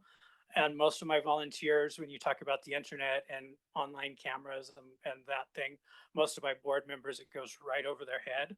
So we're educating them on the benefits of doing some of this stuff.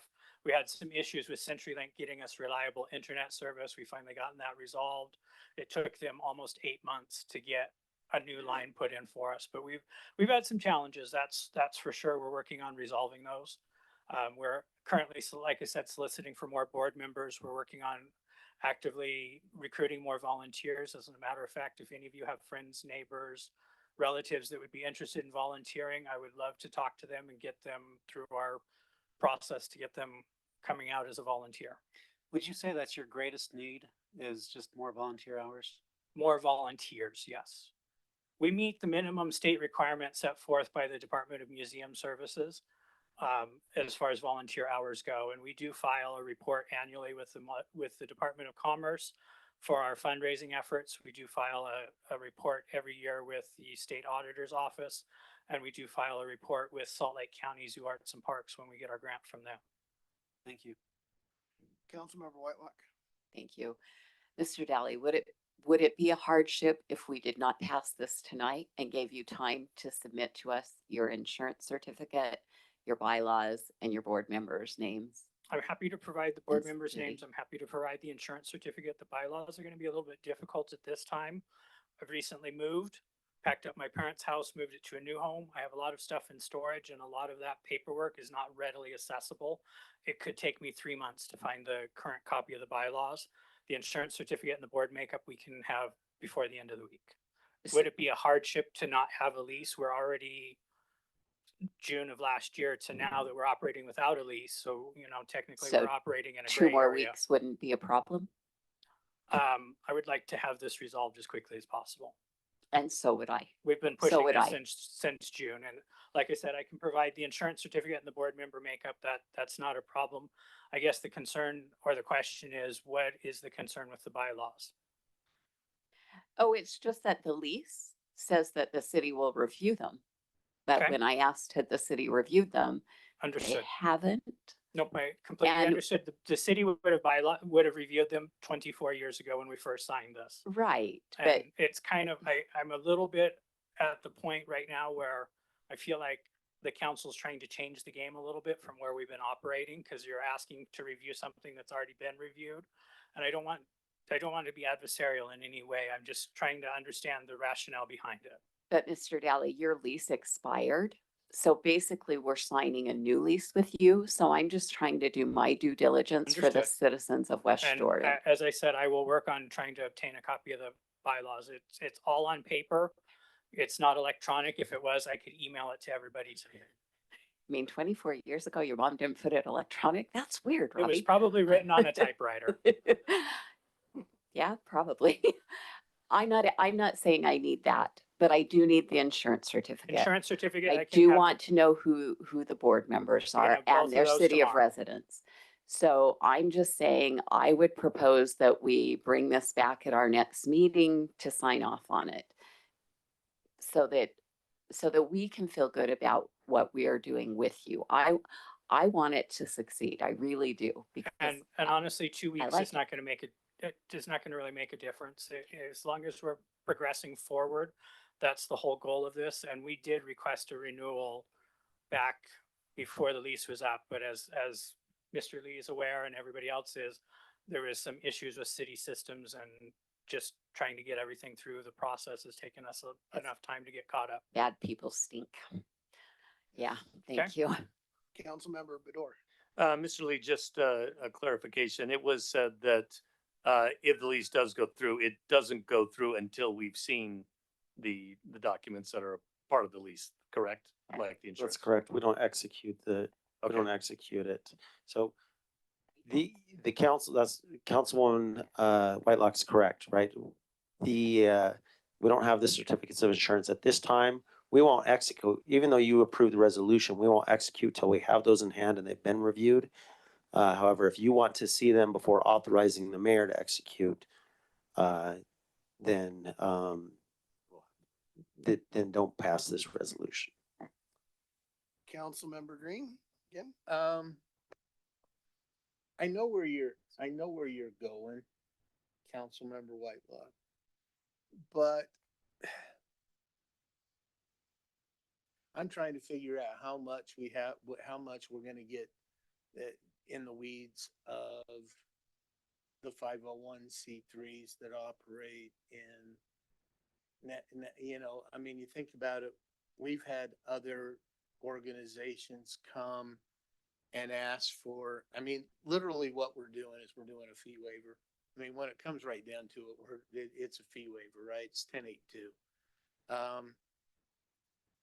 Although this one's tied to some real property, it's still a fee waiver. It's not any different than the Jordan Education Foundation that we've approved a couple. It's not different. It's not any different than, what was the 501c whatever it was that did with the Boys and Girls Day last year? We had that. We really don't get into the weeds in the organizations that we, the Cultural Arts Society, we've had Mr. Gross, I'm sitting there saying Vic, and then the other person, but we really haven't had, so I'm not as concerned about that as, and I understand what he's talking about with operating hours, but that's more of my hang up, but we'll see where I go with this. Okay. Everybody's had a chance to speak multiple times, but let's get the last two that are up on the mics now, and then let's get a question on the table so we can call it in case this keeps going. Councilmember Shelton. I'm willing to trust that the mayor is going to check all the boxes before he signs this lease agreement. He just needs our approval. In my opinion, I feel like we just need to push this forward and put it in the hands of the mayor. Thank you. Councilmember Whitelock. I'm not being asked to sign off on a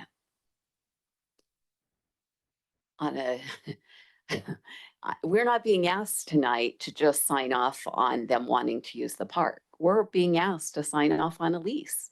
And in this lease agreement, it says that they will provide these things. And we haven't seen those things. So that's where my concern is. I, yeah, sure. I want to trust too, but I also want to verify because I feel that's my responsibility. So I can't find it as quickly as I'd like. Here it is. But what I'm proposing,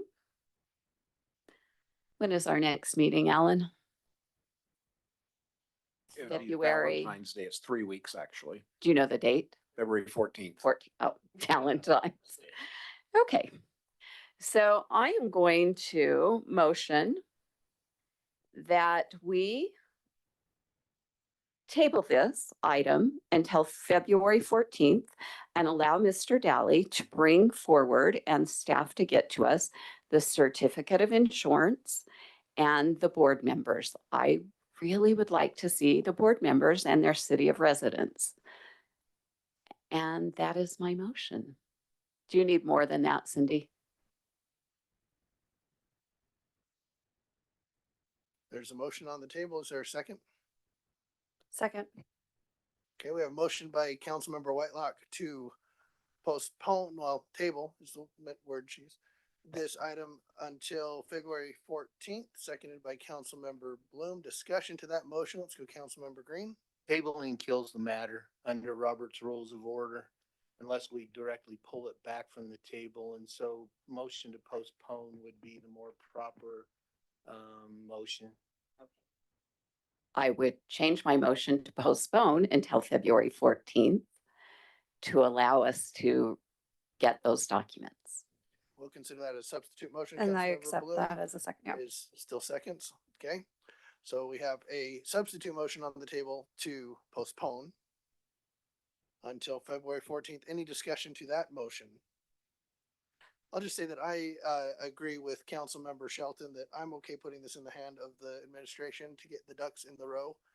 I'm not overly concerned that the bylaws have drastically changed in 24 years. I'm actually impressed with Mr. Daly's responses to the concerns that were brought up. He satisfied me. I'm ready to approve this tonight. I'm not ready to postpone. Councilmember Bloom. And I'm ready. I'm willing to postpone because we need to make sure that and it's not just you, it's anything that's brought to us. We need to have everything in place before we vote on it. So I want to make it as a good habit that we're doing what's right for the city and making sure that when something's before us, everything is there because never fail, we're human. Things are going to go through the cracks here and there. And may not in this case. And yes, the mayor is going to be fine, but as a habit and as someone who has proposals sent to me every day, I want to make sure we're doing this right every single time and that the process is correct every single time. And in 2 weeks, we will see those things that we needed to see today.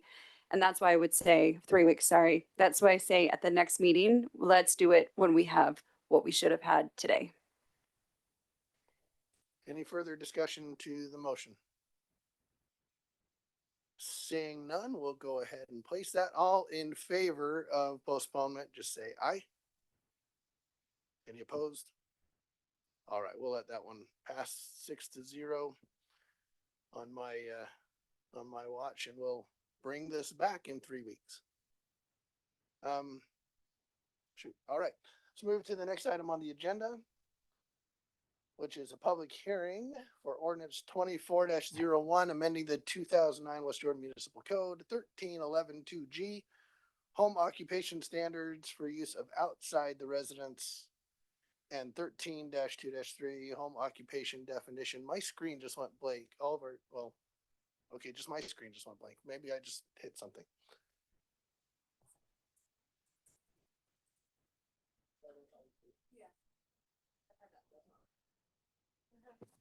I'll figure it out. I'll look at Kelvin's. We're good. Mr. Gardner. So the request before you, first of all, I have to say the current home occupation ordinance is close to 24 years old and has served the city well in protecting the residential character of neighborhoods by somewhat controlling what home occupations go on in interior of a home. That being said, things have changed in the last 24 years, and there have been proposals for people to use buildings outside of the primary dwelling. Now, the current ordinance allows only the primary dwelling to be used for home occupation and up to 500 square feet. The 500 square feet has not changed. What has changed is the definition of home occupation. It says within a residence, now it'll say on the residential property. And then 1311.2D will say we're allowed on the property. A home occupation can be entirely within the interior of the primary residence, entirely inside a garage, but only if the required off-street parking is not eliminated.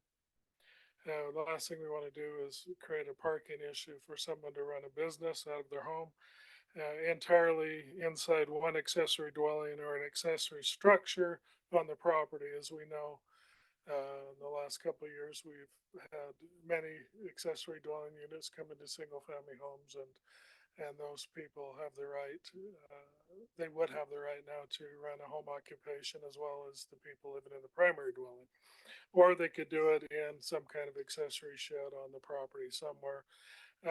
What it would do is limit, still have the limitation of 500 square feet if it was a combination being used in the residence or in the garage or in the accessory dwelling. And the reason for the limitation of 500 square feet is the concern of not turning a resident or a residential property into purely a commercial enterprise. I feel like, in my opinion, what I bring to you as a council, of course, you don't have to agree with me, is that we need to preserve the residential character of the neighborhoods where these home occupations go.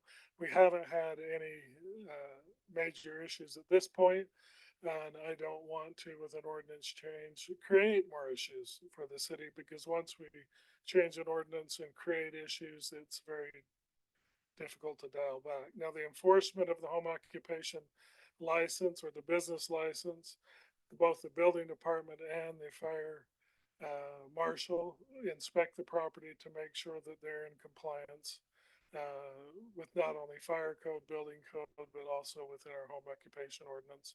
And if someone applies for a license, they open their property up to have an inspection anytime for any one of those.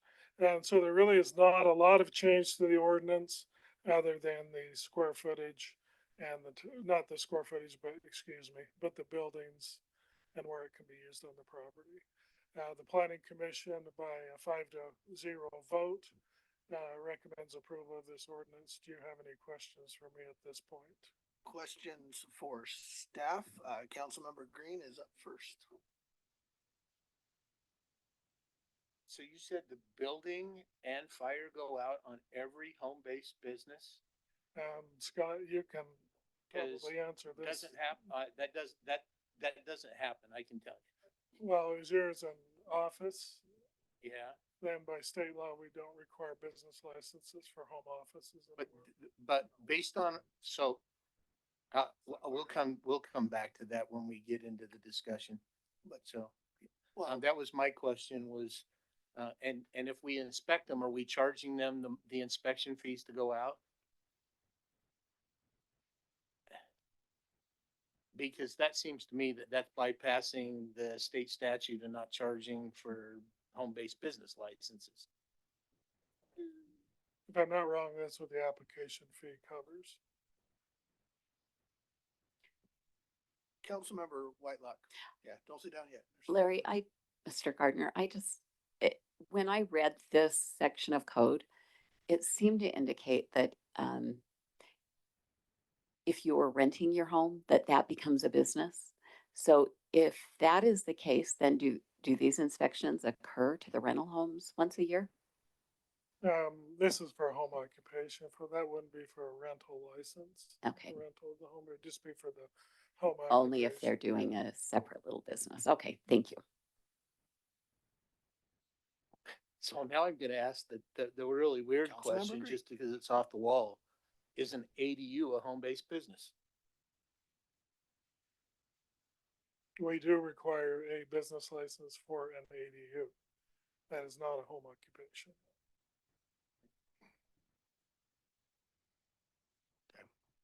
I'll just speak as somebody who has a home-based business in my home. I never had the fire inspector come out. And I haven't paid any Same. fees for that either. So, which is nice because And I could have been incorrect. It could be just for certain types of home occupations, daycares. I may know they be. go on daycares because there's children involved in that. it may be, and we do require a business license. We just can't require a business license fee if there's no impact to the neighborhood. I think is what that state law says. All right. And I can help you with the zoning, but when you get into licensing, I'm lost, so. Yep, no worries. All right, any further questions for staff, either Mr. Gardner or Scott or somebody else? All right, seeing none, let's go ahead and open the public hearing on this as an ordinance change. This would be your opportunity to speak to the council on this issue, same as other public hearings. You'll have 3 minutes at the lectern when we open this, and just give us your name. And if you're online, hit the raise hand button or *9 if you are on the phone. So we'll go ahead and declare that open. Come on to the mic, give us your name. Thanks. Anyway, we have, my name is Brian Ramos. I'm a resident of West Jordan for 23 years. My wife previously had a home business based out of her garage, and we decided to move to another home out in West Jordan. Now, we're under the assumption that we can just kind of transfer, the license, but of course, it's a different residence, so we have to reapply and do everything else. During this time, COVID hit, and so a lot of things changed with reference to my wife's business. So basically, she does eyelashes, and having people come in and out of the home, during this time, obviously the Board of Health closed her down. But when we decided to move to another home in West Jordan, we're like, well, it's a good sized property. Let's build, an ADU on the side of the house, which our ADU is only 200 square feet. We had it built. We had the West Jordan City come and inspect it. We went through all the channels. My wife has her license. I mean, everything ready to go. And then when it came down to getting the license, it was like, well, it's not inside your home. So we're like, well, what do we do now? We're ready to go, ready to get this, get her business going again. She only handles one person at a time. This is not, high traffic or anything like that. This is a very low key business.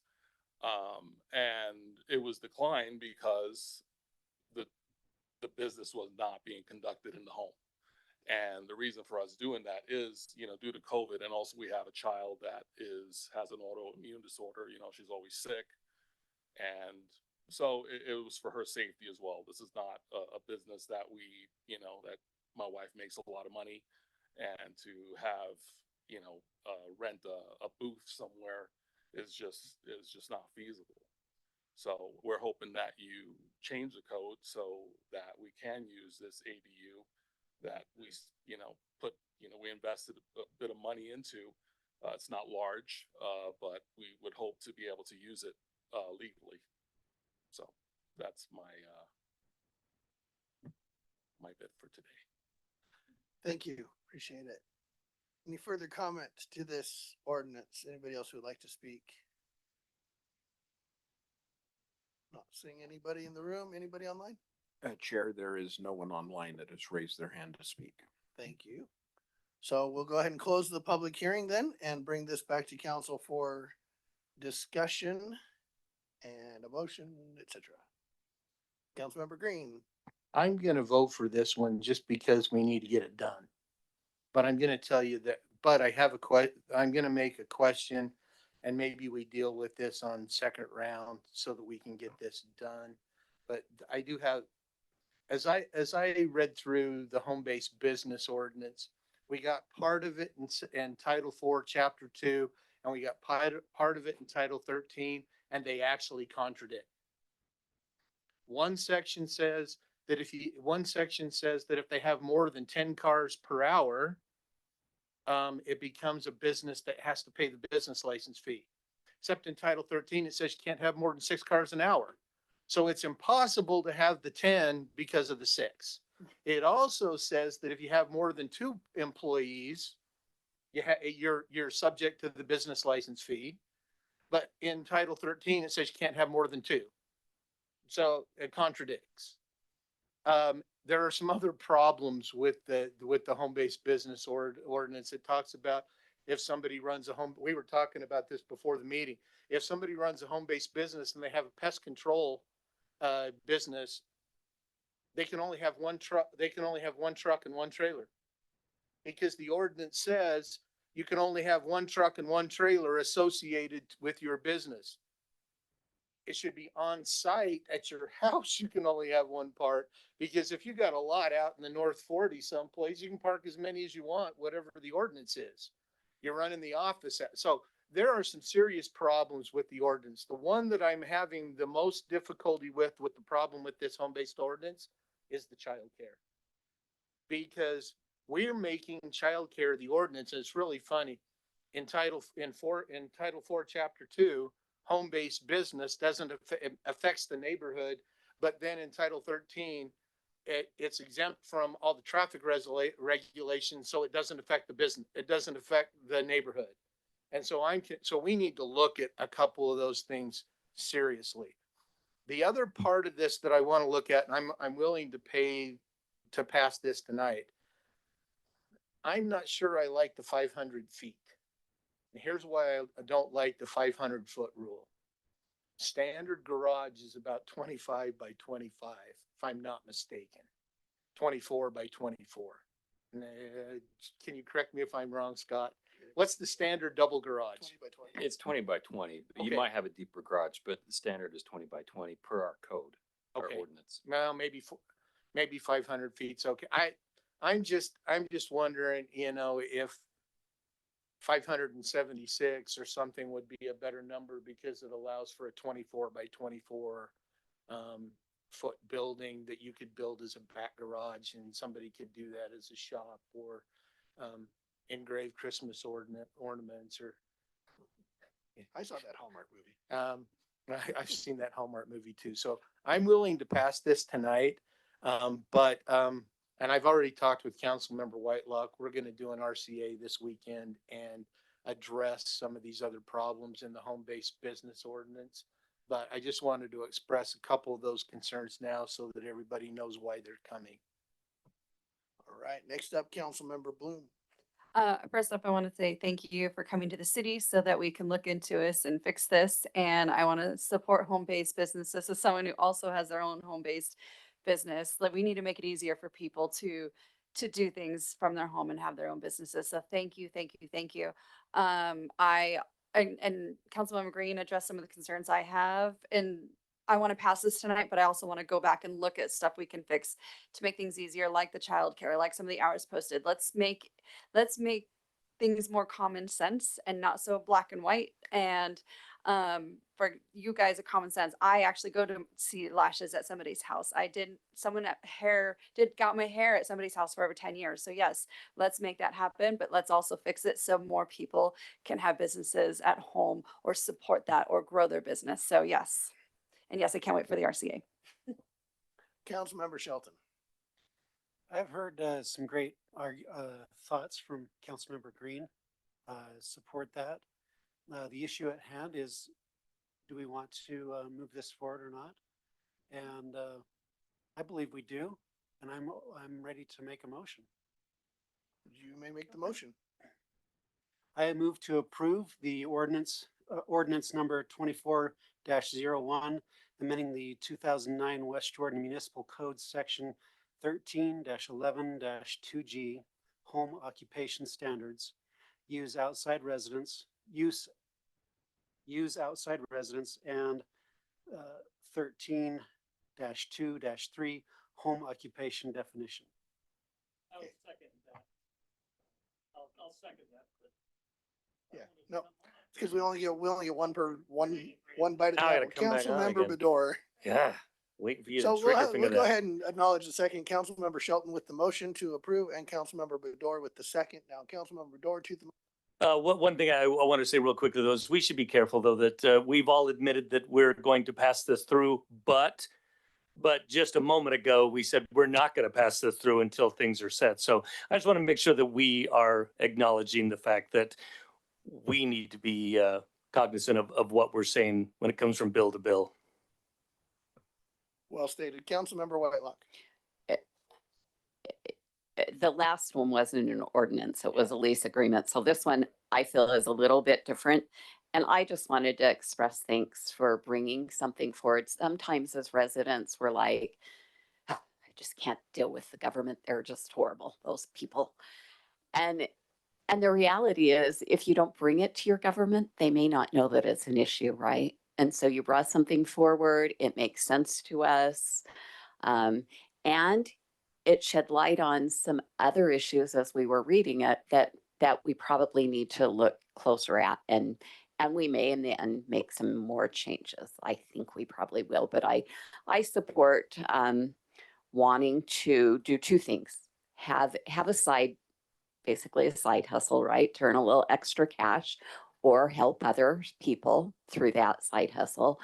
But I also support, as Mr. Gardner pointed out, maintaining the residential feel of the neighborhood. So I think it's a balance that we're going to have to look at real closely as we look at this, because it is a balancing act.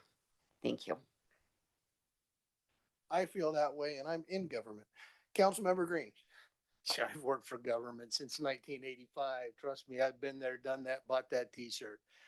Again, thanks for bringing this forward. The question I had, and city attorney, you can help me. I'm looking at actually, it's kind of funny. It's ordinance -24-01. It's the first one of the year. And the effective date in the ordinance is it's effective immediately upon posting or publication or the mayor. But based on state statute, we can put an effective date in there, correct? And so what my question is if we put an effective date in there, change the wording of section 3 to an effective date, for hypothetically, Friday, January 26th, would actually help these people more than waiting the week or two or whatever to get it posted and published and those kind of things, that they could speed up the application process a few days. Well, I'm not sure we can retroactive the effective date. So we could make it effective tomorrow. Tell me what you think of an effective date. So state code does allow to choose a date that would be ahead of those deadlines, but there are other provisions of state code that need to be complied with as far as signature, publication, those kind of things. So if you'd like to choose a date that's shorter than the 20 days after publication or posting, that's fine. You're permitted to do that by state code. But those other publication posting requirements would need to be met. And to do it retroactively, I don't think would be a feasible option for us, but we could do it on an expedited basis for certain. It would still need all those other requirements to be met. So even if we said January 1st, it wouldn't be January 1st because it hasn't been signed yet. Correct. For example. So I would like to amend a motion. Okay, you can substitute a motion. Okay, I'm going to I'm going to ask for, well, yeah, we can substitute. I'm going to ask for a substitute motion to move to approve ordinance number 24-01 with the ordinance being effective February 1st, 2024. That would give everybody enough, would give the Let's get a second before we discuss. Is there a second? Wait, you Said February 1st, which is five days further. I'll go ahead and second that motion and then we'll go to discussion. Councilmember Green. I'm just thinking that if we set it up as February 1st, that will just speed up the process. The mayor knows we're speeding up the process. We can publish and post it a little quicker and try to get this more, get it so that they can apply for a business license and not have to wait until the middle or end of February to post it. That's just my thought. Right, so the substitute motion on the table is also to approve and just amending section 3 to have an effective date of February 1st. Any further discussion to that motion? All right, seeing none, let's do a roll call vote. Oh, council director, I almost did it. Anderson. Do the vote first, and then I have a comment. Oh, okay, sorry. Let's do the vote. Thank you. Councilmember Bador, Yes. Councilmember Shelton, Yes. Chair Jacob, Yes. Councilmember Green, Yes. Councilmember Bloom, Councilmember Whitelock. Yes. I show that motion passes 6-0. Thank you. Thank you, Mr. Anderson. Thank you. I just, I heard comments about adding the RCA and wanting to address some things. If you remember from my council report, we're working on Title I, Title II, Title IV, Title VI, Title 16, Title 13, moving to City Hall and FY25 budget. My recommendation to you as a council would be to communicate with Chair Jacob and Vice Chair Lamb to prioritize those, because right now that's going to put you into May-ish for discussion. So I just want to set expectations that these aren't going to come back in 30 days. We know that, but we also need to put it up for discussion, so. Yeah. And if we wait to put it up for discussion, it'll just go till September, October next year, so we do it May or June, okay. We'll prioritize and get stuff done as expediently as we can. All right, next up on the agenda is ordinance number 24-02, amending the 2009 West Jordan Municipal Code Section 862 regarding streetlight installation. Since I know Mr. McConaughey is listening, I've got your hand sanitizer up here on the dais. It's got your name on it. Let's go to Corey from Public Services, Mr. Freilich. Yes, thank you, Council Chair Jacob and all council members. I appreciate your time to listen to our and review our proposal to amend the 2009 West Jordan Municipal Code Section 8-6-2 regarding streetlight installation.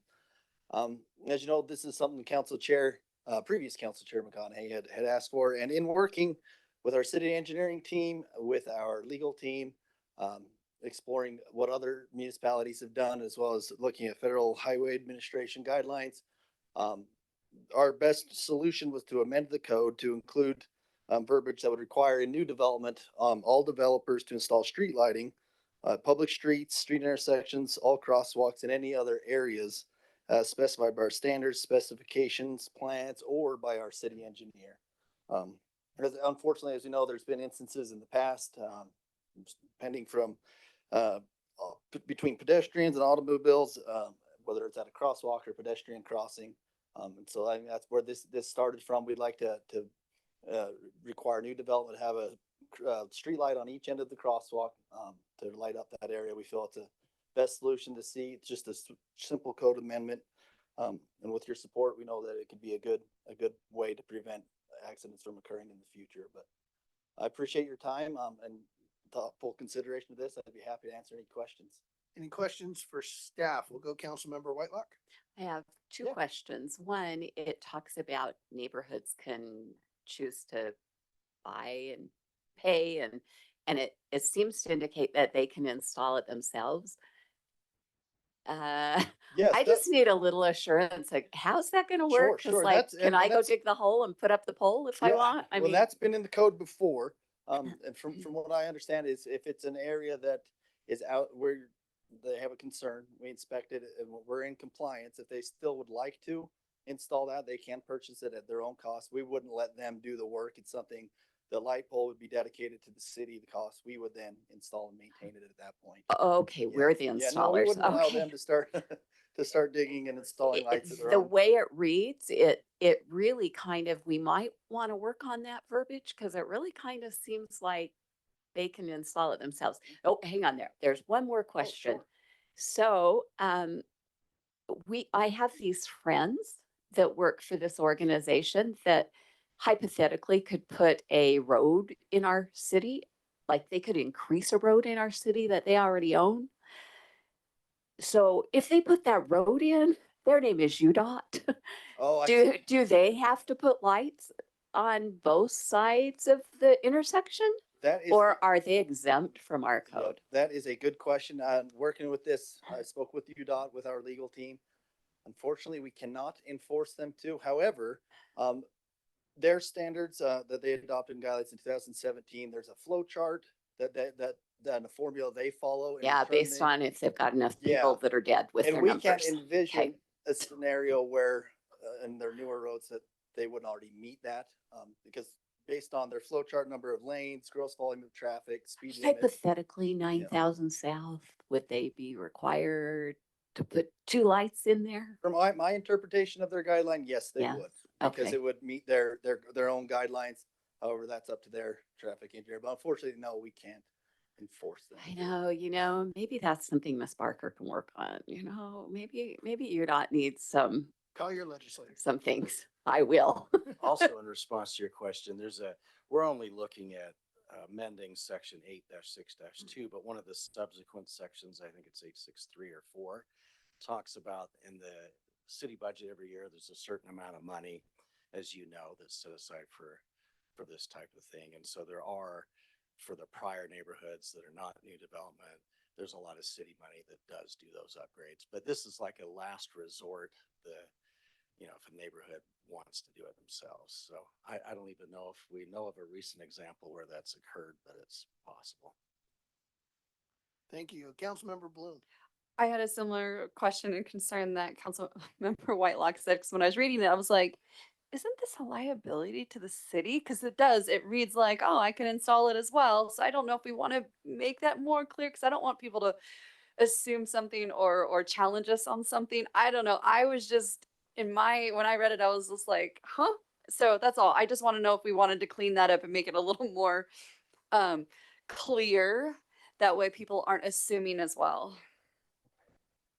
Keep in mind that the language is that as long as the systems are acceptable to Rocky Mountain Power Company or its successor and to the city engineer, including our public improvement standards. So that's in subsection B. So that we have, if it's not going to work, it's not going to work, and we don't have to allow it.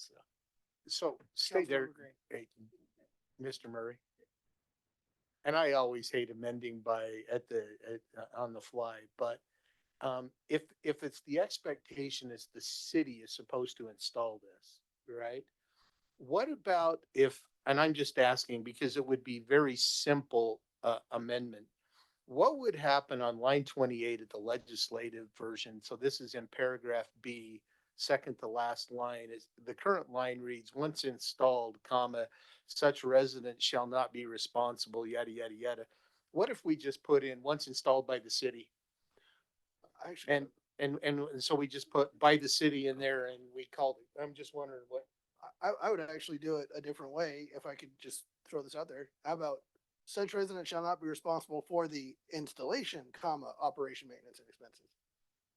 That way they can't do their own installation, or up on line 25, may install at their expense. We could say may have installed by the city at their expense, or may have installed by an acceptable contractor or somebody else, right?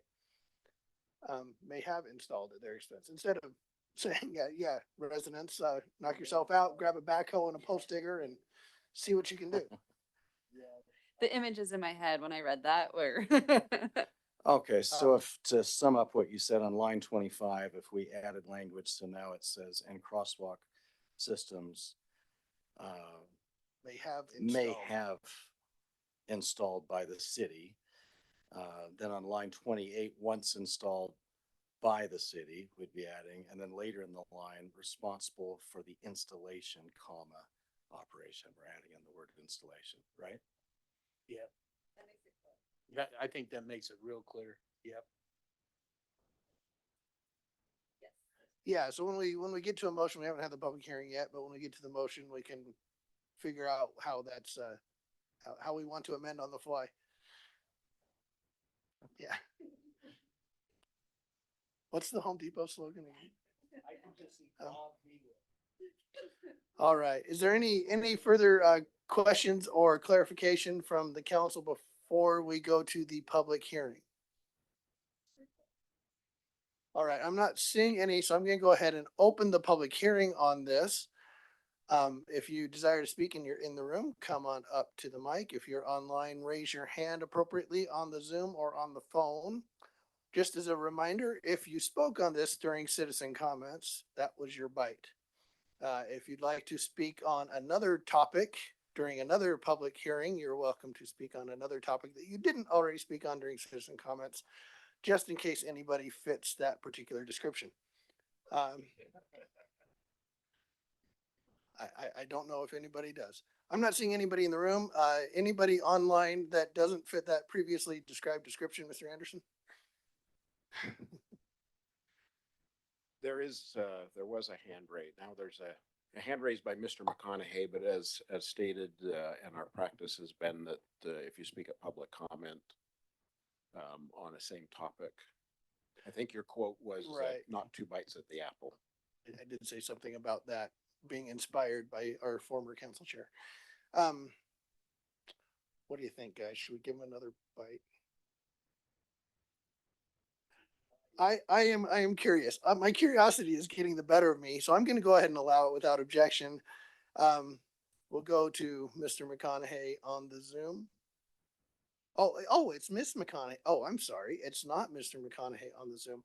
So Yes, it's Mrs. McConaughey is that clarifies everything. I'm so sorry, Chris. I did not mean to impeach you in any way, shape, or form. All right, on the Zoom. Go ahead. You have to unmute. Can you hear me? Yes, I can hear you. Go ahead Okay, and give yeah. us your name, just so we know that it's not Chris talking in a high voice. Yeah, this is Nani McConaughey, West Jordan resident. Chris knows better. I just wanted to add my support to this, the change on this ordinance, and thank you for your time. Oh, and thank you for Corey for figuring it out. I appreciate that. And I feel bad now. I should know better. I'm sorry. Please don't take it personally. Anybody else online? I'm not assuming there's anybody online. One more chance. Anybody in the room? No? All right. We'll go ahead and close the public hearing and bring this back to the council for discussion and motions and stuff. I'm gonna move to approve ordinance number 24-03, amending the 2009 West Jordan Municipal Code, section 8-6-2 regarding streetlight installation with the following, with the modifications as clarified with Mr. Murray in lines 25 through 28. And that would be that and I think he's got the verbiage, but that it would be may have the city install, and that verbiage that I think he's already taken down.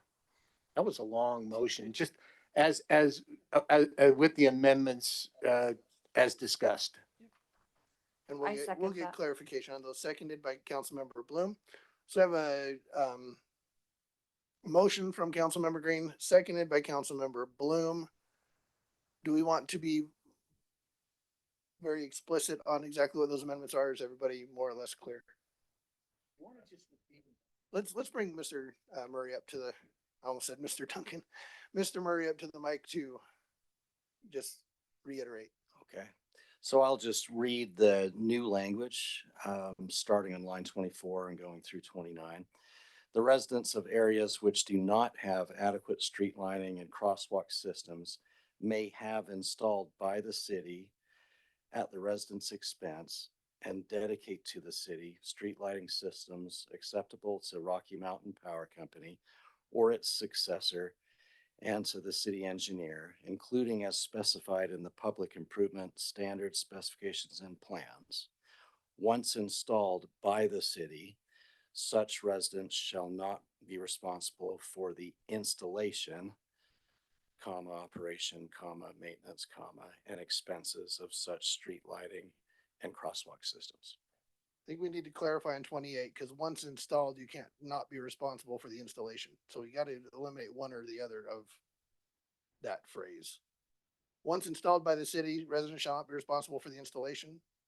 Oh, W- oh, you- yeah. Yeah, Yeah, we well, don't need it at this So point. take out the That's right. second one and then So- once installed by the city. Yeah, taking out that last word installation. Right. Got it. Perfect. All right, there we go. So there's the motion and the second on the table. Discussion to that motion? Seeing none, as long as we're crystal clear, let's vote. Chair Jacob, Yes. Councilmember Whitelock, Yes. Councilmember Green, Yes. Councilmember Bloom, Yes. Councilmember Shelton, Yes. Councilmember Bador. Yes. Thank you. That motion passes 6-0. There we go. All right, let's go ahead and move to the next item on the agenda, our fourth and final public hearing on the evening. I think this one will be super quick. Just kidding. Ordinance number 24-05, a petition from the city of West Jordan for 3 station area plans pursuant to Utah Code 109A 403.1 from House Bill 62, 2022. For Bingham Junction, Historic Gardner, and West Jordan City Center, located at 7387. Well, located the addresses you see on your screen. Mr. Jensen for the staff. Thank you. Great. Thank you, Chair Jacob and Council. This has been a long time coming. The very first day that I started here with West Jordan, Larry said, you're going to get the stationary plans that the state's requiring approved to meet state mandates. So it's been one of my key projects since I started here and something we've been working on in earnest since July of 2022. We've got a design team here. I'm going to bring them up, but this is a 3-station stationary plan for 2 stations in West Jordan and one that has crossover in Midvale. And this was a cooperative project between Midvale, West Jordan, UTA, WFRC. And I've been involved in quite a few master planning projects and small area project plans in my career, other places. And we'll bring up Chris and Emily from Design Workshop. And I have to say, this has probably been one of the more, the most impressive planning effort I've ever seen for one of these plans. We've got more buy-in from more parties than I've ever seen before. So we're really excited about this plan. If this is approved tonight, though, we're not done. This is setting the stage for moving forward. We still have a lot of work to go to bring these station areas to the fruition that not only meet the goals of the city and the state, but to really redevelop these areas and create something great, unique, and special, which this is just the first step down that path. So with that, I'll turn it over to the design team, and then I'll be here to answer any questions throughout the night, and feel free to ask any of us. So, yes. Great, thank you. Thanks, Taylor, and Council, great to see you again. We're excited to be in front of you tonight to talk about 2 station area plans that very different, but really important to the future of the community. I don't have to describe why we're talking about West Jordan and Midvale today. Thanks, Taylor, for doing that to us.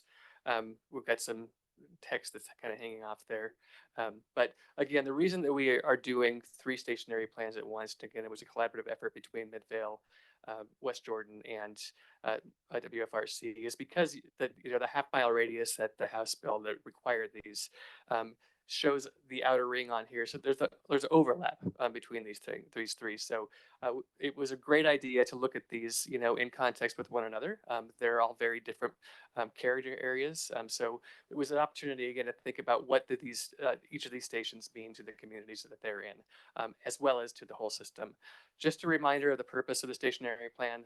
House Bill 462 passed in the summer of 2022 was passed to address transit access, affordable and attainable housing, and environmental conditions as it relates to transit. Really important that it's really stewardship of state-owned UTA land. Most of the existing stations that are in the network, as you know, are surface park and rides, surface lots. Many of them are much larger than need be. And that's the case in both of West Jordans that we're talking about tonight.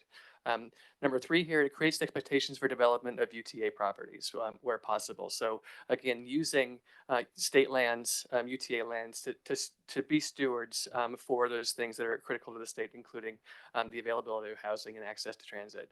And then finally, from the city standpoint, the community standpoint, it's really here to establish a vision and guide policy decisions but it does not direct development on private property. I think that's an important note to make, is we're really creating a neighborhood plan, that vision. But again, the market is going to come, the private property owners are going to be able to make their own decisions as you move forward. So project goals were established at the beginning of this process. And those are on the screen here. I won't belabor them too much, but number one, again, encourage redevelopment around stations, including a variety of housing types and densities, propose land uses that will create true mixed use areas. So really that activity from morning through evening, incorporating affordable housing opportunities and defining specific goals, establishing connections to surrounding neighborhoods and amenities, making sure that those station areas are really hubs that connect you throughout your communities, helping to create identities for each of the stations. So again, there's nothing similar about them. So making sure that we really lean into what those places are like today or what the community wants them to be in the future. Promoting various types of mobility. So it's not just about tracks, it's about bus service, it's about people on bikes, it's about people on feet. And obviously we have to still maintain access for the people in cars. And then again, studying how UTA can optimize their properties to catalyze development around the stations. So process and timeline, we really began in earnest back in November of 2022. So it's been about 14 months now. We went through a process of doing some existing conditions analysis as part of HB 462. We're required to do a market analysis and affordable housing study. So did all that. We had a great first engagement, put out a survey, got I think between the two station areas, got just about 1,000 responses to that survey. So a good show. From those responses, we created a vision. And as many of you remember, we had the design charrette in April of last year at Pioneer Hall, where we really talked about what are some of the ideas. Again, great, powerful meeting. It was great to have this council and staff to participate in that, to really kind of help define what that vision was. We created the preferred alternatives, had another engagement session in this room back in August. And then since then, we've been working on the actual plan itself. Just a real quick summary of engagement. Back early last year, conversations with focus group conversations with property owners, business owners, key stakeholders, Jordan School District, obviously an important one, to City Center, UDOT. So making sure that we really laid the groundwork for what is possible. What are the pinch points? Who needs to be spoken to? As you know, especially at City Center, a lot of large landowners over there, some private, some public. But really, those conversations were critical to the success, I think, of the process. We've had meetings with council, as we said. We had that survey and story map. And then the design charrettes last April. What we don't have up here is that second community open house in August. So I'm going to focus first on historic Gardner, and then we'll get into City Center. The historic Gardner plan, here's the preferred concept. A few things that we heard from the community and from council with respect to Gardner. One, there was a desire to really respect the agricultural heritage of the area over here. We talk about, UTA, the state talks about density around the station areas, but this is one that the community and council didn't really want to push a lot of density on, and we can respect that. So we wanted to make sure that some of the ideas are embedded in here. The big move from a UTA standpoint, their property, again, their stewardship of their property is at 1A at the center there, which is the western portion of the existing park and ride, but the potential to redevelop that as a mixed use, primarily residential development. Given the size of the property that's available, it's not a big project, but it does help solve UTA's desires for this House bill. The other thing that you'll see here within the quarter mile, that inner ring, is the potential future reuse of the asphalt batching site and other lands to the south of the tracks for really agricultural sized, we say agricultural based residential. So thinking about, providing large lots, could be horse lots, putting a lot of open space within those areas. And again, this is small lot or compact design with an emphasis on open space and ag looking lands at least. Another big move on this one for the city would be the development of city-owned property along the Jordan River Parkway. So that's the green in there. One of the recommendations that folks really wanted to see was activation of that space. Obviously, the River Parkway is a beloved community asset up and down the Wasatch Front, and being able to have a place for people to go was something that the community really wanted to buy into. We do have some overlap on the eastern western quarter of this station and city center. You'll see some more, a little bit more intense residential over there, up to 20 units or so per acre, up along 7800 South, going down to more like 11 to 13 to the south of that. Just a couple of things that kind of led that really informed how this came together. Circulation, obviously you've got a lot of circulation that exists, the importance of getting from the station to Gardner Village. So there are recommendations in the plan to look at pedestrian improvements and traffic calming improvements along 7800 South, making sure that we have those connections and improving connections to Jordan River Parkway and to Gardner Village. Currently, if you've been out there recently, it's kind of tricky to get on a bike across 7800 South with that underpass that they've got. I think there's particle board as your primary surface down there. We also are making recommendations that there is a pedestrian or multi-use trail that follows the tracks line connecting to City Center, Veterans Memorial Park, et cetera. And then from an open space standpoint, we know that the city has been looking at expanding the footprint of the cemetery to city-owned land directly south. So that's acknowledged in this plan. And again, we talked about the additional open space or the enhancement of open space along the parkway. We did want to put in here how we're addressing the affordable housing strategy for HB 462. So here, given the size of, the small size of potential development, especially on that UTA property, we do believe that UTA, if they do put out a developer RFP for that property, should strive to reach a minimum of 10% affordable. On that, again, we're looking at, I think the number is about 27 dwelling units per acre on that small piece of land, mostly residential in that redevelopment. We don't see a lot of market for retail uses there, given the amount of people who are living in that general area. That 27 dwelling units per acre would not qualify for HTRZ funding, which is the state TIF. That requires a minimum of 50 dwelling units per acre. So we're not trying to push that kind of density here. We couldn't fit it even if we wanted to try, especially if we're looking for affordable, because the required parking and building heights, all that stuff doesn't make sense. Yes, sir, Chair. Do you know the size of that specific piece? I wish I knew, and I was trying to look it up before we sat down. I believe that's a little less than an acre. Yeah. Okay. Yeah. So, and that's specifically that western half of the UTA property. Right. Just the pink area on the map right here, right? Yeah. Okay. So that was historic Gardner. Moving to City Center, which again is much different in scale and character. So the preferred concept here, and again, I think I really want to repeat and thank council, thank the community, thank staff for getting together and really working this out. It was a pleasure to be able to work through things and bounce ideas off of folks. So the big thing here that we heard from the community is just this desire for a West Jordan downtown. This desire to create a place where people want to come to, where people can live, where people can work, where people can be entertained, and using the infrastructure of transit as the beginning point for that. But you also have the civic center, the city center across the street, across Redwood here with the park. So many opportunities at this location. One of the biggest opportunities at this location, and I talked earlier about, private property will do what private property wants to do in market conditions. where you have the opportunity to catalyze is on public property. And UTA has a fairly large support or portion of land down there at the south of the station.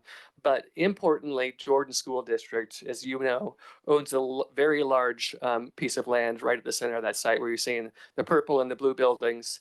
And there really, we think, is an opportunity in conversations with Jordan School District to really rethink about what that place could be in the future. They recognize that the functions in that building, at least from the warehousing and shipping standpoint, don't need to be right in the middle of West Jordan.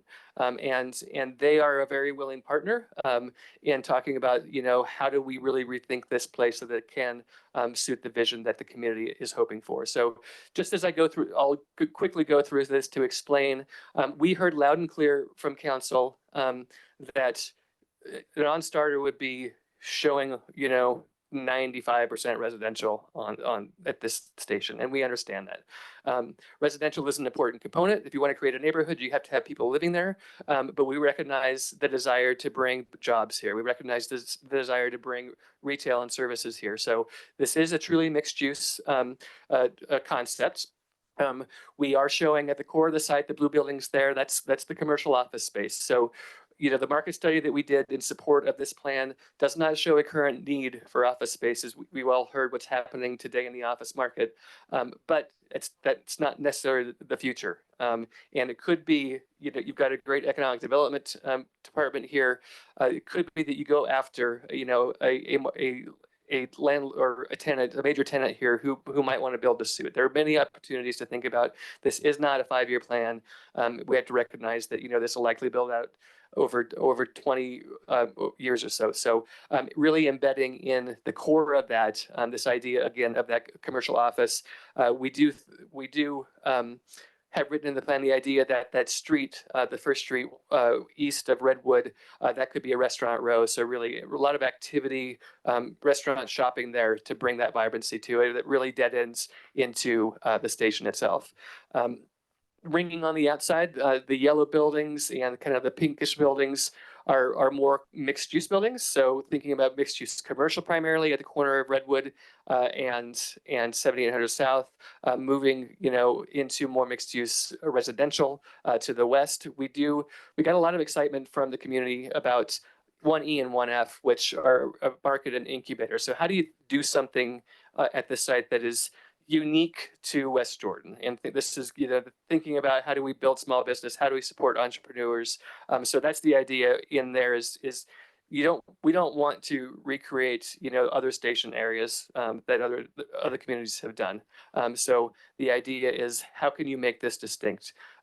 Another key component at 1A is what we're calling Festival Park. So again, creating a signature open space. I know you have Veterans Memorial Park across the street, but this could be a place that really kind of supports some civic activities. You know, you could do concerts there, festival ideas. So, but also making sure that we're thinking, I think, Councilman Green, you made the point earlier, open space is important. So how do we make sure that we're embedding that in the plan? And then as we move to the east, again, scaling down in residential density, but again, providing options. So the idea here is really optionality, making sure that we're providing product that the market is going to want into the future.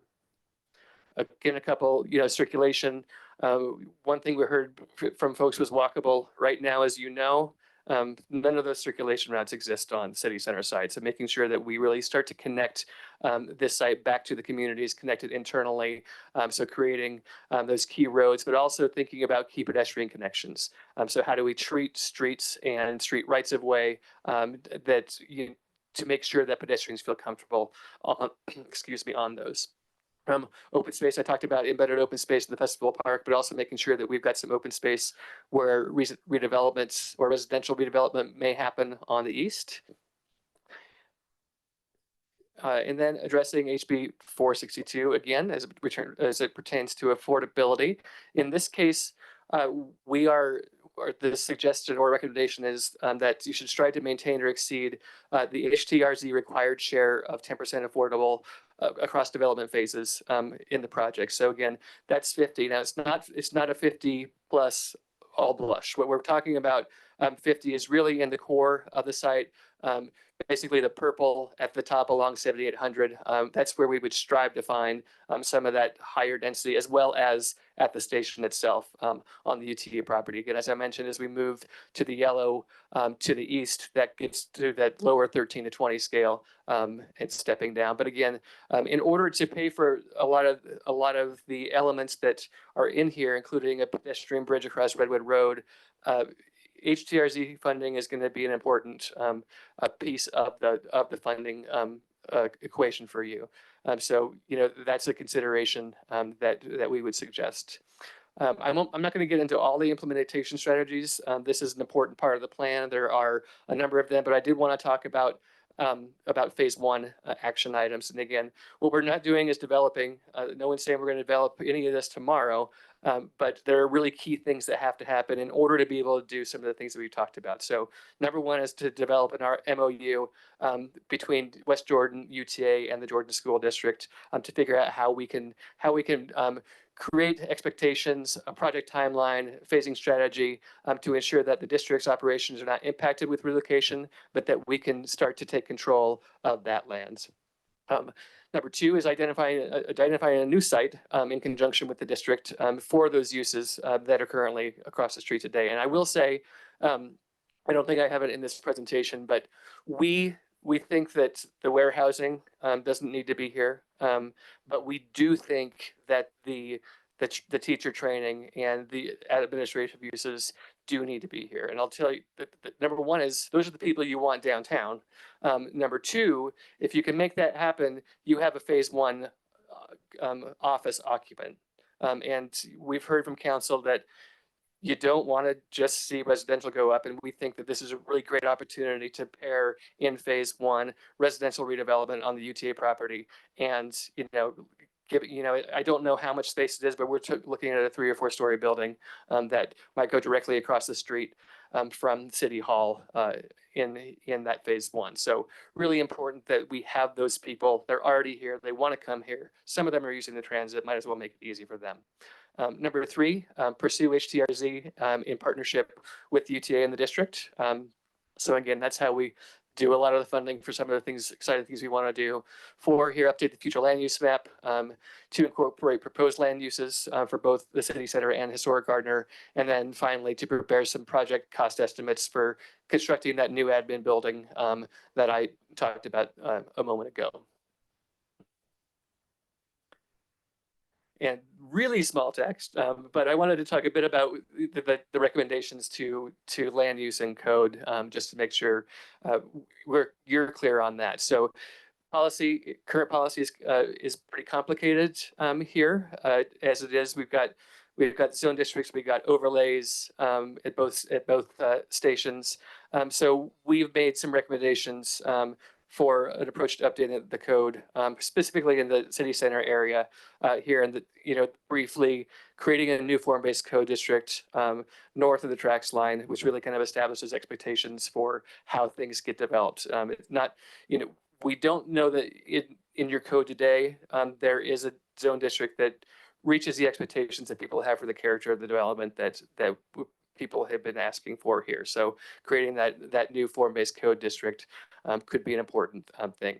Parking is going to be a huge operator of this. And we show the 3D model that's going to change, but the thing that's going to drive it from day one to the end is parking. So thinking about creating a parking district within the site that can help park any of the commercial, office, retail uses, because those are going to be incredibly hard to build in themselves, and they are the highest parking demand per square foot. So thinking about that parking district, can the city come to the table with a TIF? There are options to do that, but we think really you need to think of pretty globally outside of the residential uses about dealing with parking here. For areas south and east of that main core, which includes basically the Festival Park to Redwood Road, updating existing zoning districts to get the densities that are in the recommendations. And then we do show an overlay really kind of north to south along Redwood Road in the half-mile radius of a mixed use zone along the Redwood Road corridor to allow for some of those uses that folks would like to see to really bring development closer to the street and create that pedestrianized street. We're not going to get all the way pedestrianized on Redwood, but UDOT has been a willing partner in a conversation. So we think there is an opportunity to really make that a Redwood and Main Street for West Jordan. And with that, that's what I've got. Any questions for staff / consultant people? Okay, I do have one. The process for this, as far as like Taylor mentioned, there's future work to be done. Assuming this is adopted, has the state up till now been at all part of this? I mean, UDOT obviously, but the state which said, hey, cities, you will adopt these stationary plans by December 31st of next year. So we're not up against a tight deadline, but has the state had any input on this up to this point? Do we have any indication from them that, yes, what you're proposing here meets the intent of what HB 462 said?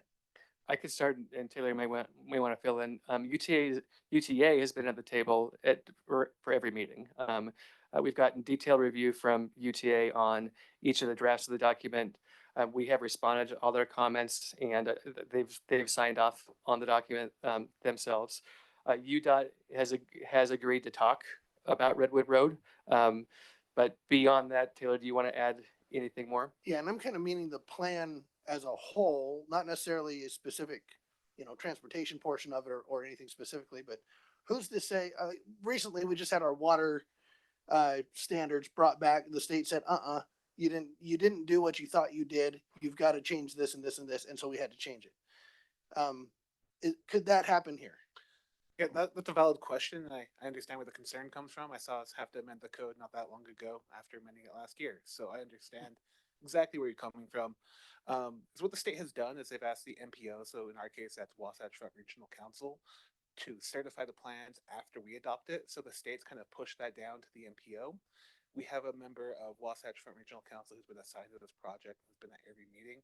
So he's also watching us, following us through, and making sure we're complying with those state standards. And where we're at right now, he's confident because he's signing off on it that when we take it to their board to certify that they will do so. Okay. One reason I ask is because it appears to me, yes, we have these half-mile circles on here, chink, chink, chink, but we have like little pieces of those half-mile circles are what's actually in the plan. It's not border to border. Here's a half-mile radius. Here's what we're going to do in this circle. It's here's the circle, and here's what we're going to do on this tiny piece that's in that circle. Especially the Gardner Village one, right? I mean, an acre, right? Here's 1 acre we think might fit the plan.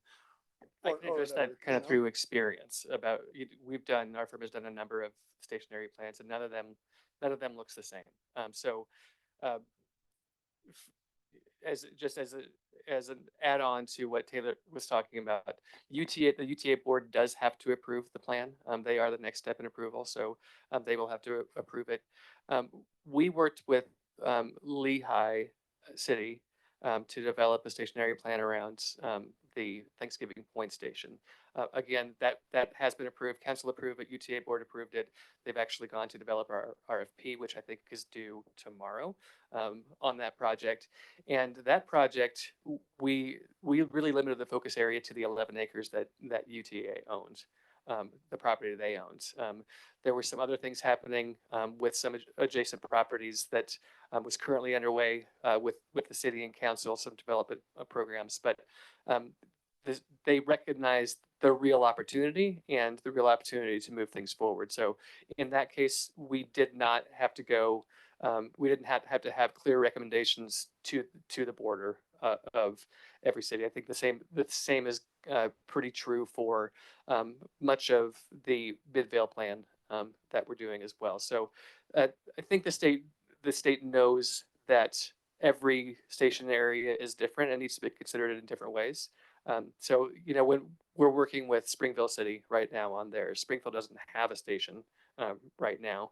So it's a bit of a different animal. In that case, we are looking at the entire half mile because there's no development there at all. So it's helping the city in that case define what they need to know in order to approve development plans in that area. So I think in short, I think what the state recognizes is that there's local control over this. In large part, the areas, especially at City Center, are built out outside of the core. We did get some pushback from UTA on the idea that we weren't pursuing a whole lot of density at Gardner Village, but in the end, they understood the reasoning why. They understood council's position and the community's position on the character of that area. So I think that's my take on UTA's position. Okay, and my last question is, you've mentioned the council's position a few times.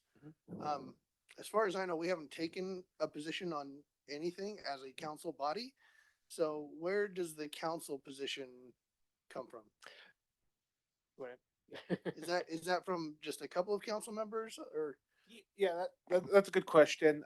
As you remember, when this process first started and we went out to WFRC with our grant request, we were assigned by the council at the time a stationary plan committee.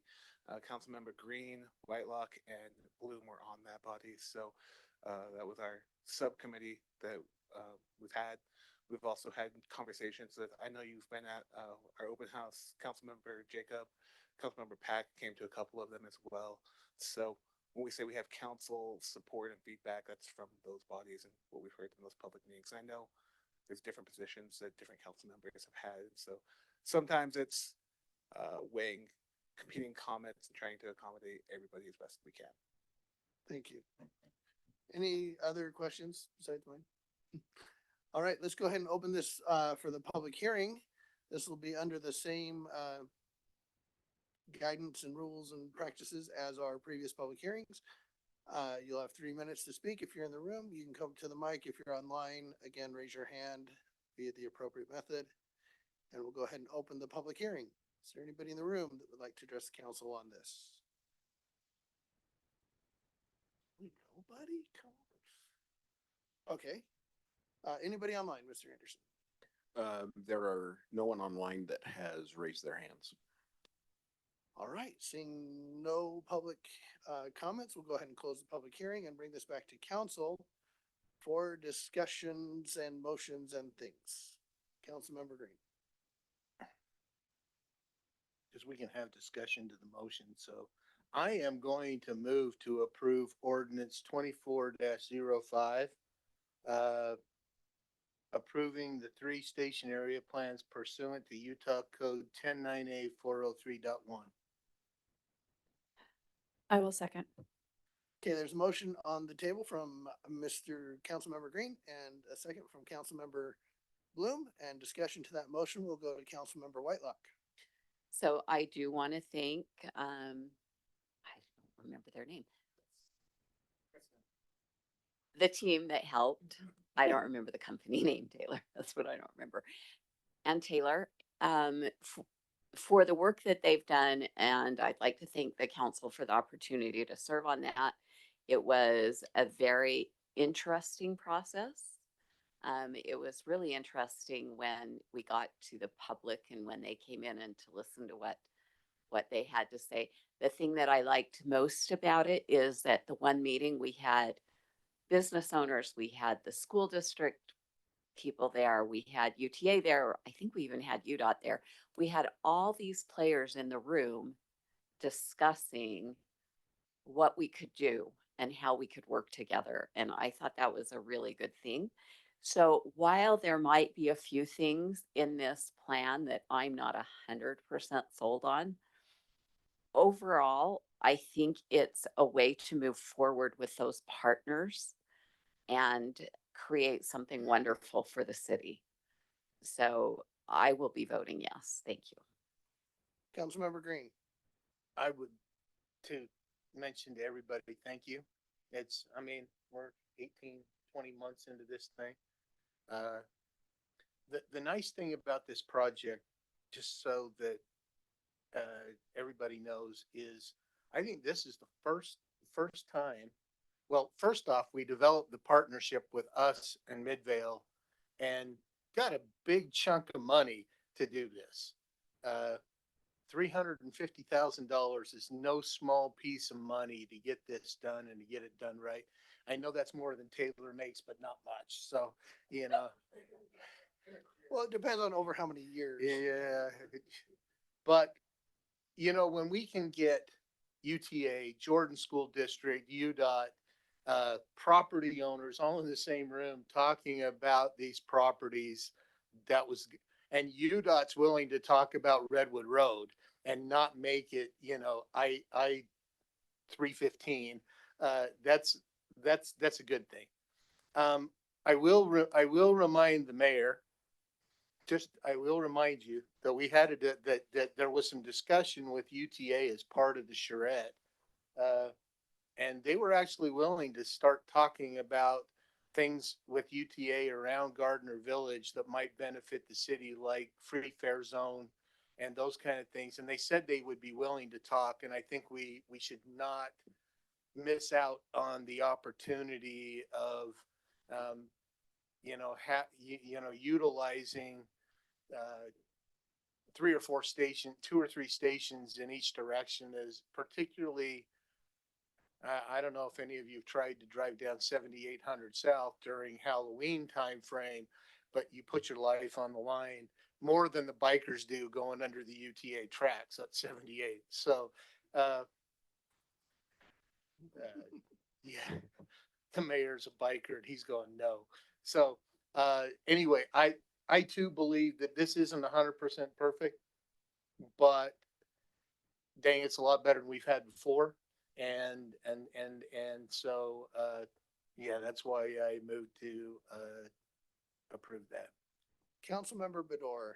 I think this is great, and for me being new, so when you talk about the voice of the council, I didn't have a voice in any of that. So a lot of this excites me very much. So I'm for this, but I just wanted to make sure that this is not a set in stone thing, that we want to put it together, because the city center would be very important to me to set an identity to a city. And what I don't want is to build a city center that looks like everyone else's city center. So as long as we get more discussion about what that becomes, what that looks like, I'm excited for that. But because I have ideas as well and would love to share. Yeah. Without objection, I'd like to have Taylor, go ahead. I don't know if that was a question, but if this is approved, we will have to come back for lots of things to the council. We're going to do site planning, rezones, new code amendments, subdivisions, RFPs. So this is going to be an ongoing process, and this is really just us starting out the door. You almost answered the question that I have, but I'm going to go to Councilmember Bloom first, and then I'll come back to my question. Councilmember Bedore, as I went back and read through the minutes as well, and majority of the council, it seemed, we all want that, like, what's going to bring people to West Jordan? What's going to be different? What's going to be like exciting about it? You know, what's our own version of the Space Needle? Like that was a big part of our conversation last year. And I feel, and I don't want to speak upon anybody else, but I feel that's still a thing for what we want to see in that city center, something that will draw people and bring people specifically to West Jordan. Yeah. And that goes to my question a little bit, is what comes next, to quote from Hamilton. What is, I mean, we saw the implementation plan, and I have to be honest with you, there's so much about the concepts that I've seen in this that I don't like, that if the next step is let's do the future land use map to match these concept plans, I am like, I'm a deer in the headlights right now. There's so much about these concept plans that could be bigger, could be better, could be more impactful, could be more Space Needle-y, whatever, Ferris wheely, whatever it is. We're missing so much. And so for me, if the next step is, well, let's move forward with what's in here, I got a big problem with that, if that's what the next step is. But help me understand what are the potential next steps? Where does the path go from here? I feel like, and don't get me wrong, I appreciate we've never had UTA, UDOT, Midvale School District, the city all come together on an idea before like this. Not, at least not to my knowledge. At least not in the 11 years that I've been doing this. Not to say we haven't had people come forward with ideas. We haven't had that grouping come together. I appreciate that. Wasatch Front, all the other entities that are involved in this, it's huge. And I don't want to dismiss that. I don't want to dismiss the work that has gone into this. But from the first time I was allowed to have input on this until now, I feel like nothing I've said has been heard and implemented here. Not word one. And I'm one of 7, but again, I'm one of 7. There are 7. And we haven't had a body's input specifically on this. So bringing it, as far as I'm concerned, bringing it for adoption without having some sort of consensus among 7, I think is premature. We're not up against a deadline. I mean, granted, we're maybe out of $350,000 that we've spent, but the state deadline on this is December 31st of next year. We have time to get it right. We're not done. But tell me, answer that though. What are the possibilities from here going forward if this is adopted? Yeah, so we get this adopted, we get it certified by UTA WFRC, we meet that state requirement to have a stationary plan adopted for this area. We then go partner with Jordan School District, with UTA, with to be named entity. We do an RFP and we bring somebody in and we say, here's what we've adopted through our stationary plan. This is the baseline. If the development community, if the free market then is encouraged to say, this is where we're starting out, but you guys have all of the support from council to do something big, unique, come up with your plans. I think that's a great idea to give the market and people who have dedicated their whole careers and lives to being creative that way, to have that creativity, knowing we've got strong support from the city. They've got this base in here. And if we're going to do something cool, we've heard from the council loud and clear, they want to do something cool. If we're more bold, that's going to be appreciated. Then we can build that into the RFP. And as we go through the site plans, we go through the adopting of the form-based code, we can be really proactive. We can be really progressive and aggressive on what we want to do. The fear that we have is if we don't adopt, and even if the reason we don't adopt tonight is because we're not think it's bold enough, we might be sending a message that the city's not coming to this, they're putting the brakes on it, or pulling back. We don't want to send that message. We want to send the message that this is going to be the most important stationary plan outside of Salt Lake City and probably the biggest change in the system. Yeah, I appreciate that answer, but let me rephrase the question to try and see if I can't specify. You mentioned that we could talk about being bigger, bolder, different in the RFP process, but wouldn't it be valuable to have, if that's the desire of the council, if, again, we haven't had that discussion, so if that were the desire of the council, would it not be helpful to have that kind of language in here saying, here's the minimum we think might be, but we're open to a maximum idea. This is a minimum idea. Wouldn't it be, as opposed to saying the language that I'm reading in this is the preferred idea. Yeah, so what you're seeing is the preferred concept that came from the public. So we had the entire presentation was concepts, was preferred concepts. The whole presentation, this is what we think is going to happen. This is what we like. This is what we don't like. Was all under preferred concepts. So if there's more to this than preferred concepts, we didn't hear that. Correct. And so this is what resulted from the public process, going out to the public, as we mentioned, all those public meetings. If you put the 2 surveys together, we're probably looking at close to 1,000 unique engagements. And being bold is something that I appreciate. If it was me writing on a piece of paper, I'd be more bold than this. But we also have to remember the public that comes out, they're worried when they see the city make plans for their property, which they haven't been involved in. Business communities get worried when we say, hey, your business, which you've been operating here for 40 years, we're going to change it to this. And they haven't had input on that. So it's what we're really doing.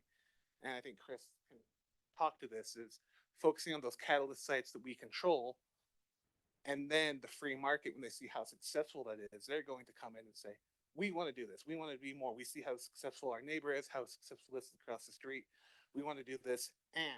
But if we come out as a city saying, you're going to do this top-down planning, that usually doesn't work because it seems like a government overreach, us telling the people what to do. And that's a good way to get the public against a plan when we're doing this public planning process.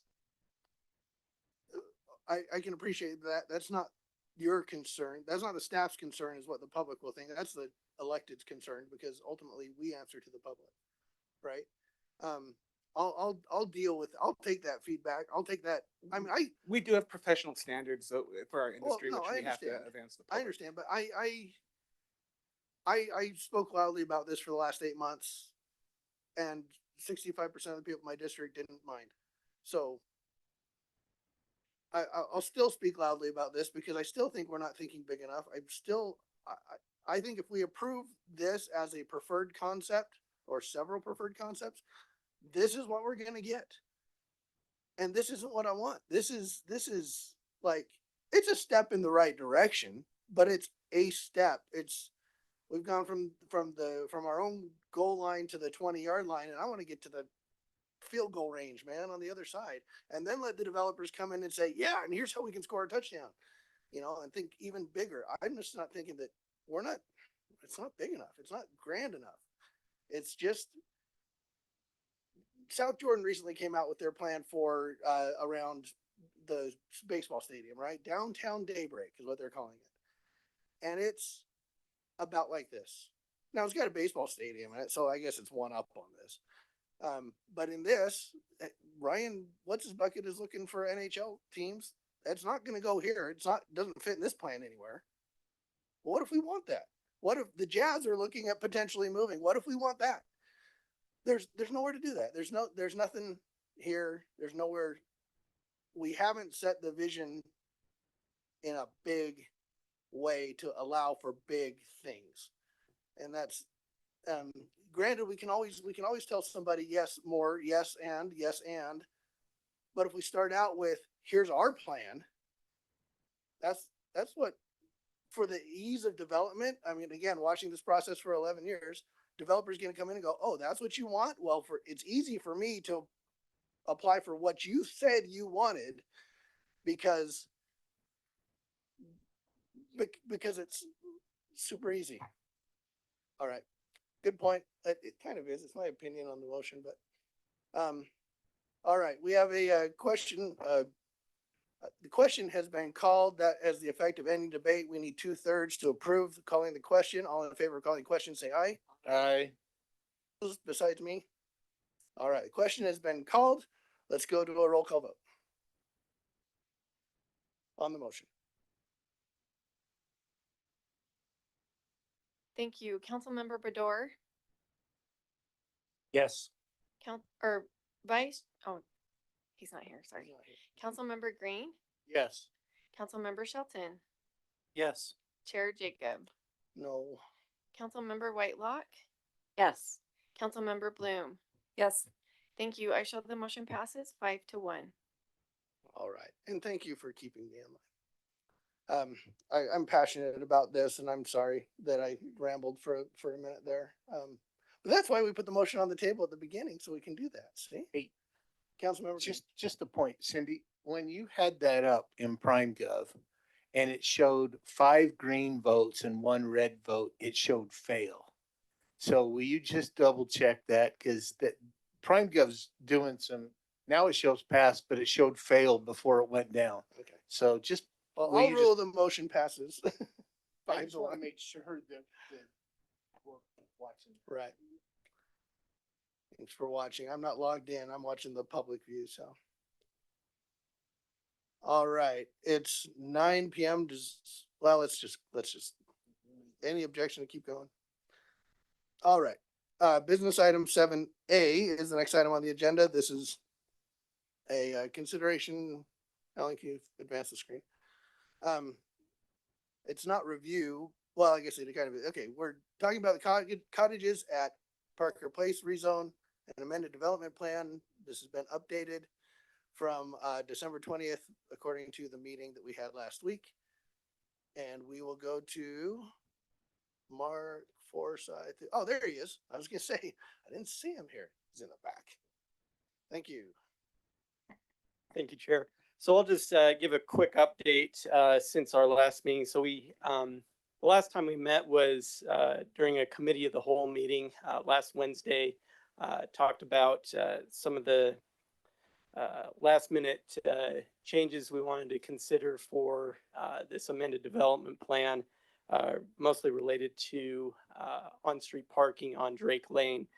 So since that time, the applicant has amended their development plan to, well, let me back up a little bit. So the council office is in between that meeting and tonight's meeting, reached out to the Drake family and essentially tried to work out a compromise to see what would work for them and what would work for the residents of this subdivision. And so the plan that they had come up with was essentially putting no parking entirely along the north side, and then putting no parking mostly along the south side, except for the part where the road curves south a little bit. So the Drakes had expressed that because of their hours are a little bit weird for deliveries, it really is just kind of an as needed basis. So there's really not a specific time frame that they could really say that parking should be there and parking should not be there. So the idea was to just keep the parking to an area that they could live with, and just leave that open 24/7. So that's just kind of a summary of the changes. That's really the only change that's been made to the development plan since. So I can answer any questions you might have. Questions for staff, Councilmember Green? Oh, I forgot to turn my light on. Well, I thought you were just really excited because you chimed in way early on that one. No, I forgot to turn it off. All right, any other question, any questions, clarifications for staff? Anybody need to see more questions? All right, well, council discussion or motion? Councilmember I'm gonna move to approve ordinance number 24-06 to rezone. We actually have two ordinances, don't we? Yep, you can move them both if you We want. can move them both at the same time. I just wanted to make sure that we're clear on that. Ordinance number 24-06, rezone the cottages at Parker Place to remove the senior housing overlay, and ordinance number 24-07, amending the cottage at Parker Place development plan. I will second.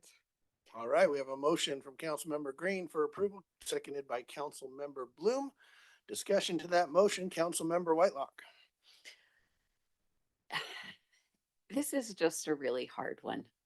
Liberty has been kind to the existing residents. They came in and bought something that, if I were them, I'd probably regret buying at this point, because it really hasn't worked out. And it's just a really hard one for me, because I actually called Mrs. Drake, and when I spoke to her on the phone, what she said is not what she gave in testimony tonight. And I think she's just tired. And I think that happens to our residents. I think they get tired when these things get drawn out. And I would hope that somehow our staff and our council could work on that so that we don't get residents burned out. I'm happy that we're looking at extra parking. I'm still very concerned, and I'm told by someone that, oh shoot, his name's gone now. The owner of that parcel that is still there that used to own this, Gary Cannon, Mr. Cannon, that is now up for sale. And I'm concerned about that basically orphaned piece of property. What's it going to be? But that really isn't before us right now. So I just want to convey that this is a hard vote, because I don't want to set the precedence that we're willing to take off the senior housing overlay and you get to keep the density.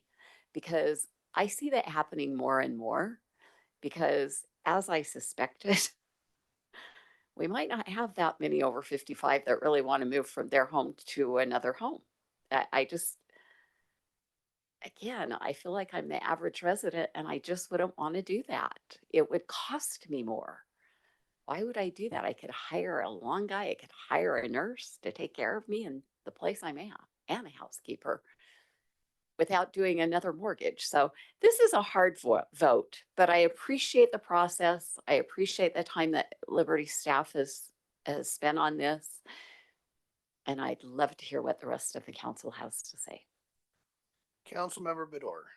I would just like to, and going with what Councilmember Whitelock said, I think this is something we need to make sure we're cognizant of in future things that we do.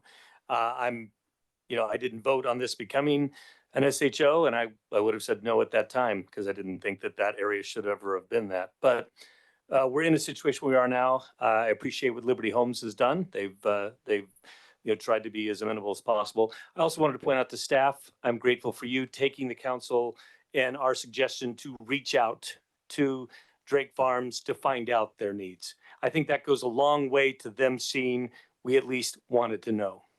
So I appreciate Alan and the staff for doing that. And thank you for doing that, because that alleviated my fears, knowing that they're going to be okay with this. No matter what, we keep getting different things as they come and go. But I am for this. I'm grateful for just the effort that got something that is still going to be not a slam dunk sell for Liberty, but I think this makes it easier. And I think going again with what Councilmember Whitelock said, it needs to be over and it just needs to be done so that things can move on. So again, thank you to the staff for their work on this. Councilmember Green. I don't know if Liberty can sell these for the mid 500s that they had advertised. They might beat out Ivory across the street that's selling for 675. So their job, but that's their job, and hopefully they can sell. I too want to appreciate everybody and their patience and work through this. I think we are going. I agree with Councilmember Whitelock. The process to take senior housing overlays off once we put them is not defined in code very well, and it's not Liberty's fault. And so I think we've already put in an RCA. It's coming up sometime in the future that we'll talk about what we want to do with requirements of somebody coming in and taking off the senior housing overlay. And that'll be a great discussion then so that we can get this better in the future if somebody wants to do that, instead of flying by the seat of the pants that we've done the last two, because we have had two. And so, even to Liberty Homes, thanks for your patience. I will tell you that if we hadn't gone through this process from December, you might not be here tonight with probably a more positive vote.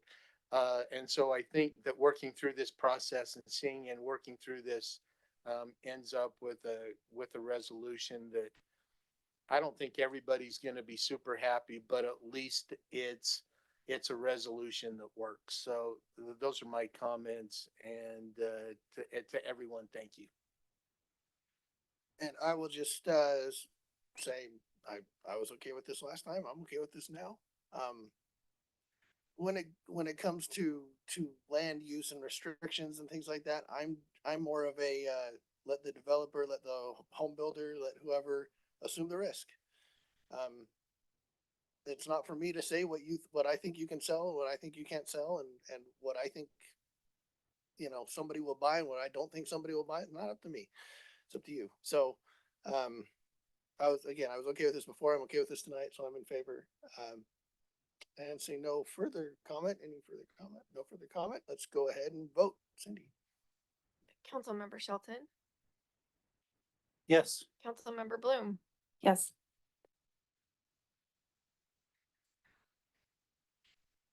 I didn't update my block. Let's see, Councilmember Bador, Yes. Councilmember Whitelock, Yes.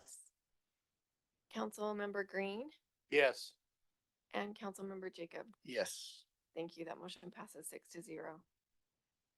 All right. I am going to move.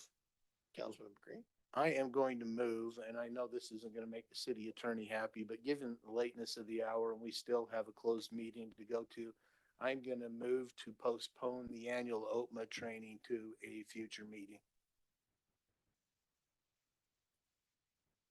We have a motion. I'm not sure about a motion to amend the agenda. What is this motion exactly? I just did a motion to postpone. A motion, well, okay, we hadn't called the item yet, but yeah, okay. Motion to postpone the annual open meeting training. Is there a second? I think it's 20 minutes. 20 to between 20 and 30 minutes. It will depend on how many questions come from this side of the table. I've had this training. So, yeah, but so I will confess, I haven't timed my presentation, but I am not expecting to take 20 minutes.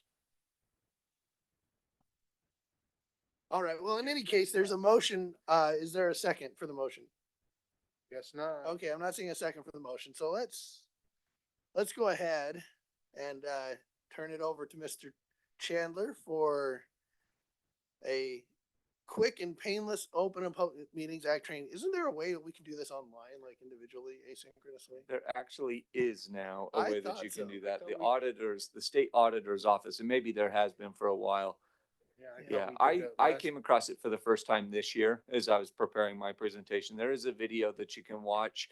I will do my best to be less painful than that video. I don't want to cast any aspersions on the auditor's office, but I wasn't a huge, He's not running for fan of re-election, the, so the it's okay. presentation there. So I will do the best I can to go really quickly. Obviously, we are all familiar with the Open and Public Meetings Act. I've given this training many, many times. I'm sure all of you have received this training before, probably many, many times. But as we know, it is required by state statute. So here we go. The question that I will start out with, pretty easy one. What is the Open and Public Meetings Act? Well, there's that. I think the Open and Public Meeting Act, when I think of it, it's the expression of the legislature's intent that actions of state political agencies, political subdivisions, that their actions are taken openly and that their deliberations are conducted openly.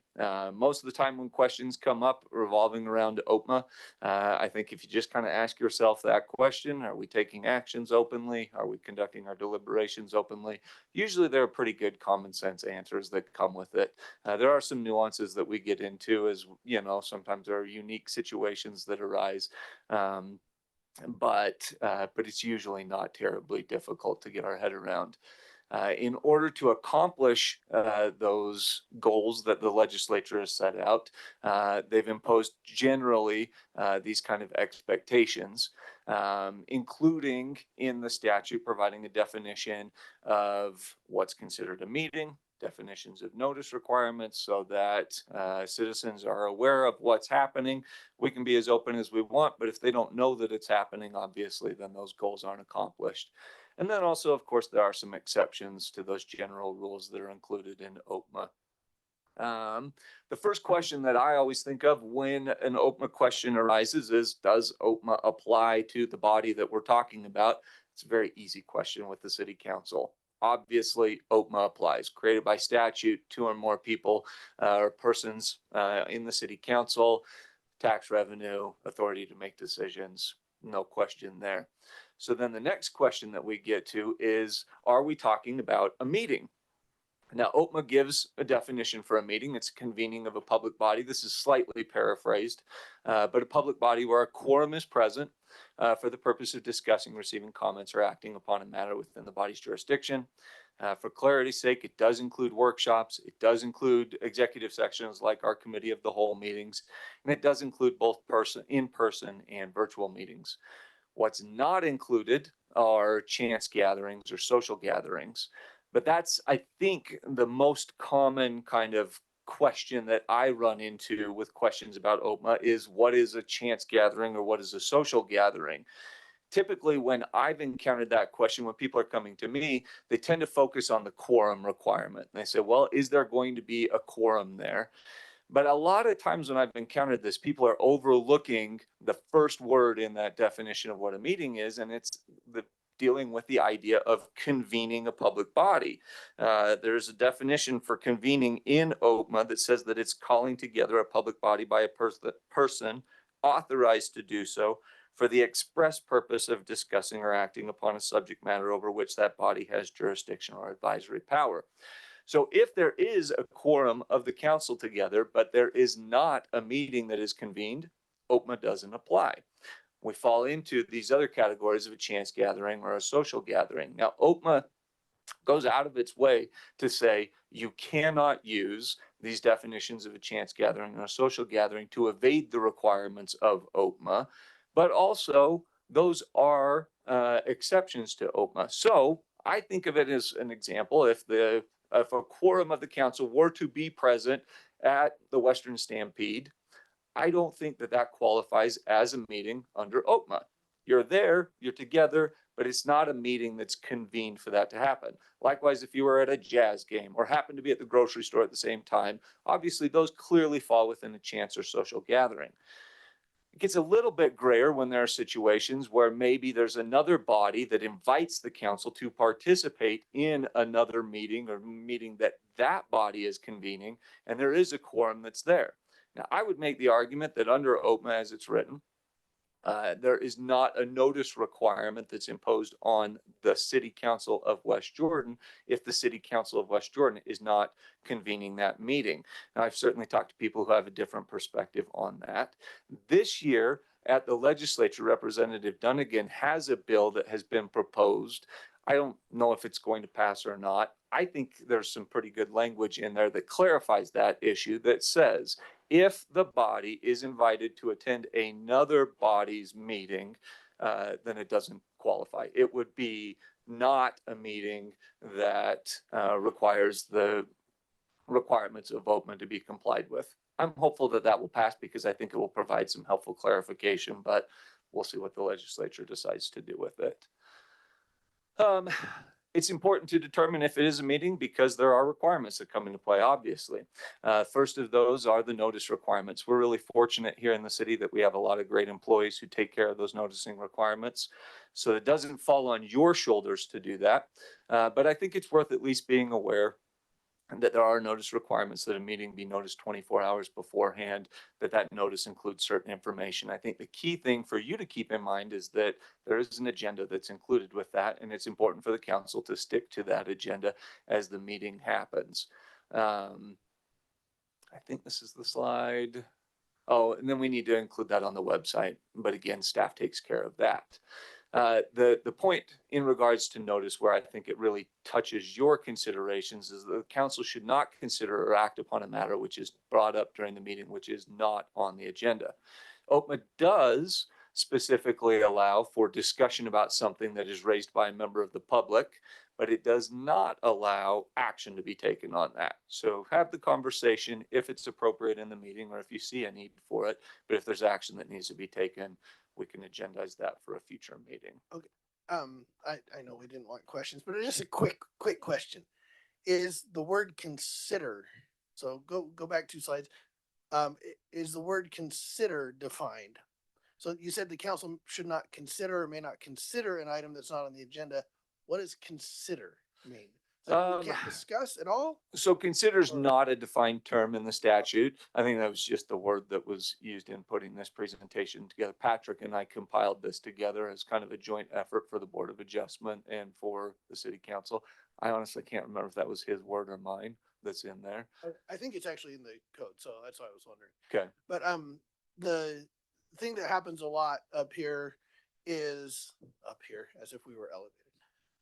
In the new building, it'll be up here. The thing that happens a lot on council is during discussions, we saw it tonight, right? Like we'll be talking about a rezone for something and go, oh, you know what? We really need to consider this whole code. I think this part and this part and this part. also need to be changed, and we'll be bringing that up, but is that a consideration, or would it be a consideration to say, well, I don't know if we need to bring that up? I mean, at what point does it cross the line from a comment to it being considered? So OPMA doesn't draw that line. Okay, I Right? just wanted to I just wanted to see if that was in there somewhere. I think there's considerations of reasonableness and prudence that, you know, come into play. If there's concern that there hasn't been adequate notice given, then I'd encourage, you know, and if the question comes to me, I'll encourage you not to take action on it at that time. But as far as like discussion of the matter, again, discussion can happen about things that are not on the agenda. That is permitted. It's just that next step that's not. Okay. The baseline obviously is that any meeting is an open meeting. Of course, there are exceptions. We're aware closed meetings can happen. We're doing that tonight. In order for a meeting to be closed, we have to have a quorum of the meeting or of the members present. The meeting has to be properly noticed to start with, and 2/3 of the members present have to vote to approve the meeting. There are some exceptions that allow for it with a simple majority, but most of those don't apply to a city councilor. If they do, it's very, very rare that they would. Reasons for a public meeting to go into closed session could be discussion of the character, professional competence, or physical or mental health of an individual, strategy session to discuss collective bargaining, pending or reasonably imminent litigation, the purchase, exchange, or lease of real property, discussion of deployment of security personnel, or investigation into criminal conduct. We're familiar with these. And I think that the reasoning behind those being appropriate for a closed session is pretty self-evident. If you ever have questions about something and whether or not it's appropriate for a closed session, please ask. I'm happy to offer my opinion and perspective on that. And we can kind of reason through whether or not you think it's an appropriate reason to go into closed session. With that, when you do go into closed session, it's important to remember that the discussion that happens in that closed session needs to be confined exclusively to matters for which that meeting is justified. You cannot stray from that. I will always do my best if I am in the closed session to help you kind of stay on course with that. And then it's also important to remember that you can't take any formal action in that closed session. No passing ordinances, no voting to approve, thumbs up, thumbs down on, you know, the matter that's being considered there. That needs to happen again, open with the actions there. There are some hoops that we have to jump through going into closed session. Again, staff helps with that as far as documenting the reasons for going in, those who are participating, the location, time, those kind of things of the meeting. When we're talking about closed meeting provisions of OPMA, obviously it's important to comply with those for the sake of complying, but the legislature has put a little bit of extra teeth behind it, specifically and limited to just these closed meeting provisions, but intentionally violating that can constitute a Class B misdemeanor. I've never seen that charged. I'm not to say that it couldn't or that it hasn't happened, but you know, if you're aware of the rules and play by the rules, then we don't have to worry about this at all. Perhaps. For sure. For sure. My goal is always to keep people out of jail when I'm representing them. I think more important than criminal penalties, though, is the other remedies that are available under OPMA. Obviously, as you know, the city council, you're here to do the public's business, and the last thing that you want is something that you've done to be undone for failure to comply with the policy or a statutory requirement under OPMA. And if there is a problem with OPMA, somebody can sue to avoid the action that's taken in that meeting, or they can also sue to compel compliance with the statute. Statute of limitations on those is pretty tight. There's not a lot of time for somebody to come in and challenge that, but it's worth remembering that as we're doing this, the stakes are meaningful. You know, we want to make sure that the actions we're taking stick. And that is all I have. If you have any questions at any time, I'm happy to address those, get in and philosophize about it, or really pull it apart word by word if you would like to, or just offer my opinion, kind of a shoot from the hip thing. Let me know what I can do to be helpful. If you are interested, this is a link to the auditor's video if you'd like follow up with animations and things like that. And I think that if you watch that, they offer you a certificate, which I am not prepared to do. But the certificate I can confirm is not necessary. So. So here's what's fun. You get to do this again for Councilmember Lamb. Oh, that's right. Or you can just send him the video. And yeah. So I will say there is a requirement that this comply with me being available online, so he can just watch the video and we'll take care of it that way. I do have one question about closed sessions. Sure. This has come up before in meetings and I don't think we've acted. We've been overly cautious. Let's put it that way. Does a closed meeting have to be agendized that we are going to hold a closed meeting discussion on a specific topic? So I've actually looked at that pretty deep and I cannot find a requirement that it be agendized beforehand to go into closed meeting. Now, I think best practice is certainly to do that. Sure. But I do not believe that OPMA strictly requires it. Conventional wisdom, again, kind of aligns with the best practices there. I would think that a normal course of thinking, if we know we're gonna have a discussion that's gonna be a closed session discussion, we should have it on the agenda. Yeah. But if it comes up in the course of the meeting, for example, if we're discussing land use and we think, oh, you know what, the city might want to have a conversation about whether the city wants to acquire or the redevelopment agency wants to acquire a specific piece of property, and we weren't thinking that the conversation was going to go that way, but during the course of a deliberation, it starts to veer that way. We can say, hold on, let's close this session, go talk about that, and then we can come back. Yeah, I do think that OPMA would allow for that, or at least it would not be a violation of OPMA to go into that without providing notice beforehand. Obviously, for that conversation to be productive, usually, agendizing it and having people aware of it beforehand is going to help that time be better used. Yeah, But you it can- is an, and I've never seen it come up in 11 years, but you can foresee a situation where we're talking about something and, oh no, now we're starting to evaluate somebody's performance. You know what? Let's close this. Yeah. Talk about that and we'll come back. Sure. Okay. Yeah. Just wanted to get that out there. Any further discussion on OPMA, which by the way is a good combination of the German words for grandfather and grandmother. Opa and Oma. We have OPMA. They're dealing with pronoun issues. I'm just saying, in German too. All right. So the next item on the agenda Can I move to approve the consent items A and B? is the consent items. Councilmember Green, would you like to? Never mind. You made a motion. Second. Seconded by Councilmember Whitelock. Discussion to the motion. Okay, this does include a resolution, so let's have a roll call vote. Councilmember Bloom, Yes. Chair Jacob. Yes. Tired. Councilmember Green, Yes. Councilmember Bador, Yes. Councilmember Shelton, Yes. Councilmember Whitelock. Yes. Thank you. That motion passes 6-0. Thank you. And for the record, I don't care if you just call me the bald guy in the middle, whatever. It's all good. Although there's two of us in the middle tonight, so. Yeah, he's not, oh yeah, he's in the middle of something else. All right, next item up is, okay, this is on the agenda for tonight. We're gonna in the future, this is just gonna be rolled into the previous city council remarks, but is there any further remarks? Okay, just want to make sure it's on the agenda. I want to give you a chance in case somebody is holding out. We don't have any administrative items, so we'll take a motion for the closed meeting. Councilmember Green. I'm gonna move to temporarily recess the meeting to convene a closed session pursuant to Utah Code Section 52-4-205. And if you were paying attention to the training, that's OPMA. We have a motion by Councilmember Green. Oh, second. Seconded by Councilmember Whitelock. Thank you. Discussion to that? No discussion. Well, that, I don't know if it requires Yes, it a roll requires a call roll vote, call vote. but let's have a roll call vote. Councilmember Green, Yes. Councilmember Whitelock, Yes. Councilmember Bloom, Yes. Councilmember Shelton, Yes. Councilmember Bador, Yes. Chair Jacob. Yes. Thank you. That motion passes 6-0.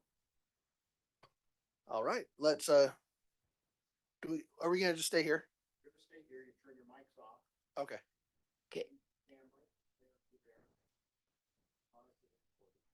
I All just right. have a question for Josh that I didn't ask during, because I said I wouldn't, but Let's call ourselves in recess until the closed meeting starts and then we'll. so we All right, we back up.